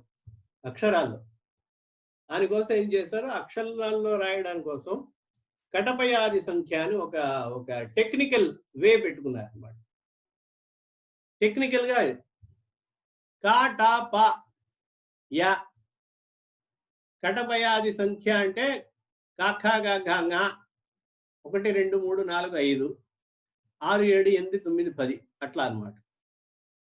కా 9 కా ఖా గా ఘ జా ఛ జా జ. తర్వాత టా అంటే టా ఠా డా ఢా 1 2 3 4 అట్లా లెక్క పెట్టుకోవాలి. 1 2 3 4 5 1 6 7 8 9 అట్లా. టా ఠా డా ఢాణా తా థా దా ధనా వరకు. తర్వాత పా పాప బమ పా అంటే 1 అట్లా లెక్క. ఫ అంటే 2 సంఖ్య. అలాగే కా అంటే 1, గా అంటే 3. గా 3వ అక్షరం కదా. కా ఖ గా 3వ అక్షరం కదా. ఆ గా అంటాడు, మనకి తెలియదు సంఖ్య అనేది. గా అంటే 3 అని అర్థం అనమాట. అలాగే యా రా లా వా ష అంటే యా 1 నంబర్ 1. నంబర్ 1 చెప్పాలంటే యా అని చెప్తాడు అనమాట. అర్థం అవుతుందా. రా లా అన్నాడు అనుకోండి, లా అంటే 3వది. లవా అంటాడు. లవా అంటే లా అనేది 3, వా అనేది 4 అని అర్థం. 34 అని అర్థం. ఈ 34 అనేది లవా అని చెప్తాడు. లవ అంటే ఏంటంటే యా నుంచి లెక్క పెట్టుకోవాలి. యా 1, రా 2, లా 3. సో 3 అని అర్థం అనమాట. అర్థమైందా. వా అనేది 4. సో 43 అని అర్థం అనమాట. అంకానాం వామతో గతి. సంస్కృతంలో ఏంటంటే వెనకాల నుంచి ముందరకు వస్తుంది. ఇట్లా వేసుకోవాలి. సో ఇది కొంచెం కొంచెం మనం బుద్ధిని కొంచెం నిలపాల్సింది. ఈజీనే చాలా. కాబట్టి ఇవి సంఖ్యలని అక్షరాల్లో రాసేందుకు ఉపయోగిస్తారు. శంకరాచార్యుల వారు శంకర అని పేరు పెట్టారు కదా, ఇది షా అని పేరు అనమాట. షా అనేది ఎన్నో అక్షరం? యా రా లా యా రా లా వా షా 5 వేసుకోండి. 5 అని వేసుకోండి. షమ్ అనేది కా అని ఉంది. కా అనేది 1. సో 1 వేసుకోండి. తర్వాత రా అని ఉంది. శంకర కదా. రా అనేది యా రా 2వ అక్షరం కాబట్టి 2. 5 1 2 కదా. దీన్ని తిరగేయండి. ఎందుకంటే సంఖ్యలు సంస్కృతంలో వెనకాల నుంచి వస్తాయి. 5 1 2 అనేది ఇటు మార్చాలి. 2 1 5 అని మార్చాలి. ఇలా సంఖ్యాశాస్త్రం అన్నమాట. పాతకాలంలో అక్షరాల్లో సంఖ్యని ఎట్లా చెప్పడం అనేటువంటి ఒక వ్యవస్థ ఉందన్నమాట. దానికి కటపయాది సంఖ్య అంటారు. కటపయాది సంఖ్య. సో శంకర అనేది ఏమైంది? 512 5 1 2 అని ఉంది. దాన్ని ఎడం చేతి నుంచి తీసుకొచ్చాము. సో దాన్ని ముందరికి తీసుకురావాలి. 2 1 5 అని అయిందనమాట. సో 2 అంటే వైశాఖ మాసం అని అర్థం. 2వ మాసం కదా. చైత్రము, వైశాఖము, జ్యేష్ఠము, ఆషాఢము. తెలిసిన వాళ్ళకి చెప్తున్నా, పిల్లలకంతా నేర్పించండి. కొంచెం మాసాలు ఇవన్నీ నేర్పించండి. చైత్రము తర్వాత ఏంటి? వైశాఖము. పిల్లలందరూ కూడా నేర్చుకోవాలి తెలుగు నెలలు సంస్కృతంలో. సో అది అయింది. 2 అంటే వైశాఖ మాసం. తర్వాత 1 అంటే శుక్లపక్షం, కృష్ణపక్షం. దాంట్లో మొదటి పక్షం ఏంటి? శుక్లపక్షం. సో 1 అని వేశారనమాట. 5 1 2 అంటే 2 1 5. 2 1 5. 5 అంటే 5వ రోజు అని అర్థం అనమాట. పంచమి. శుక్ల వైశాఖ శుక్ల పంచమి. ఆయన పుట్టింది దీన్ని పెట్టే కనుక్కున్నారు. వైశాఖ శుక్ల పంచమి. పంచాంగంలో అట్లాగే వేస్తారు. అది ఎవరు మార్చలేరు. శంకరాని పేరులోనే ఆయన పుట్టిన తేదీ ఉంది. ఎలా ఉందంటే ఈ రకంగా. అలాగూ శంకర అనే నామధేయం ఉందే, ఆ నామధేయంలోనే ఆయన పుట్టిన తేదీ ఉందన్నమాట.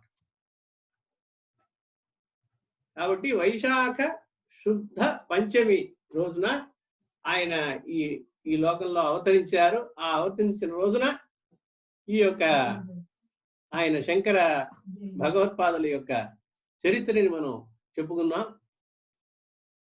ఇంకా అవకాశం ఉన్నప్పుడు రేపు ఎల్లుండి అలా మనం ఆయన యొక్క గ్రంథాలని, ఆయన రాసిన స్తోత్రాలు కానీ దాన్ని మనం భజగోవింద స్తోత్రం, సౌందర్య లహరి, శివానంద లహరి ముఖ్యంగా అలాగూ కొన్ని గ్రంథాలని మనం యథాశక్తి, యథా సమయం, యథాకాలం మనం వచ్చి తెలుసుకుందాం. స్వస్తి ప్రజాభ్య పరిపాలయంతాం న్యాయేన మార్గేణ మహిం మహీష తోటకాష్టమి మహిం మహీషాః గోబ్రాహ్మణేభ్యః శుభమస్తు నిత్యం. లోకాః సమస్తాః సుఖినో భవంతు. కాలే వర్షతు పర్జన్యః పృథివీ సస్యశాలినీ. దేశోऽयं క్షోభరహితः. బ్రాహ్మణాः సంతు నిర్భయాः. అపుత్రాः పుత్రిణः సంతు. పుత్రిణः సంతు పౌత్రిణः. అధనాः సధనాः సంతు. జీవంతు శరదాం శతం. ఇవి ఈ స్తోత్రం తప్పకుండా మనం శంకరాచార్యుల వారి స్తోత్రం. ఆయనకి రుణపడి ఉన్నాను చాలా అన్నమాట. కాబట్టి ఈ తోటకాచార్యులు రచించినటువంటి తోటక వృత్తంలో ఉండేటువంటి భగవత్పాద స్తోత్రాన్ని, శంకరాచార్యుల వారి స్తోత్రాన్ని మనం తప్పకుండా చదువుకుందాం. వీలైతే మీరు చెప్పచ్చు. విదితాఖిల శాస్త్ర సుధా జలధే మహితోపనిషత్ కథితార్థ నిధే హృదయే కలయే విమలం చరణం భవశంకర దేశికమే శరణం. చెప్పచ్చు నువ్వు ఇప్పుడు చదువు. करुणावरुणालय पालय मां भवसागर दुःख विदून हृदं रचया किल दर्शन तत्त्वविदं भवशंकर देशिक मे शरणम् भवता जनता सुखिता भविता निज बोध विचारण चारुमते कलयेश्वर जीव विवेक विदं भवशंकर देशिक मे शरणम् सुकृत भव एव भवानिति मे नितरां समजायत चेतसि कौतुकिता मम वारय मोह महाजलधिं भवशंकर देशिक मे शरणम् सुकृतेऽधिकृते बहुधा भवतो भविता समदर्शन लालसता अतिदीनमिदं परिपालय मां देशिक मे शरणम् जगतीमवितुं कलिता कृतयो विचरन्ति महामहसश्चलतः अहिमांशुरिवात्र विभासि गुरो भवशंकर देशिक मे शरणम् गुरुपुंगव पुंगव केतनते समतामयतां नहि कोऽपि सुधीः शरणागत वत्सल सार निधे परिपालय मां वृषशैलपते भवशंकर देशिक मे शरणम् विदितान मया विशदैक कला न च किंचन काञ्चनमस्ति गुरो द्रुतमेव विधेहि कृपां सहजां भवशंकर देशिक मे शरणम्। श्री शंकराचार्य गुरुभ्यो नमः।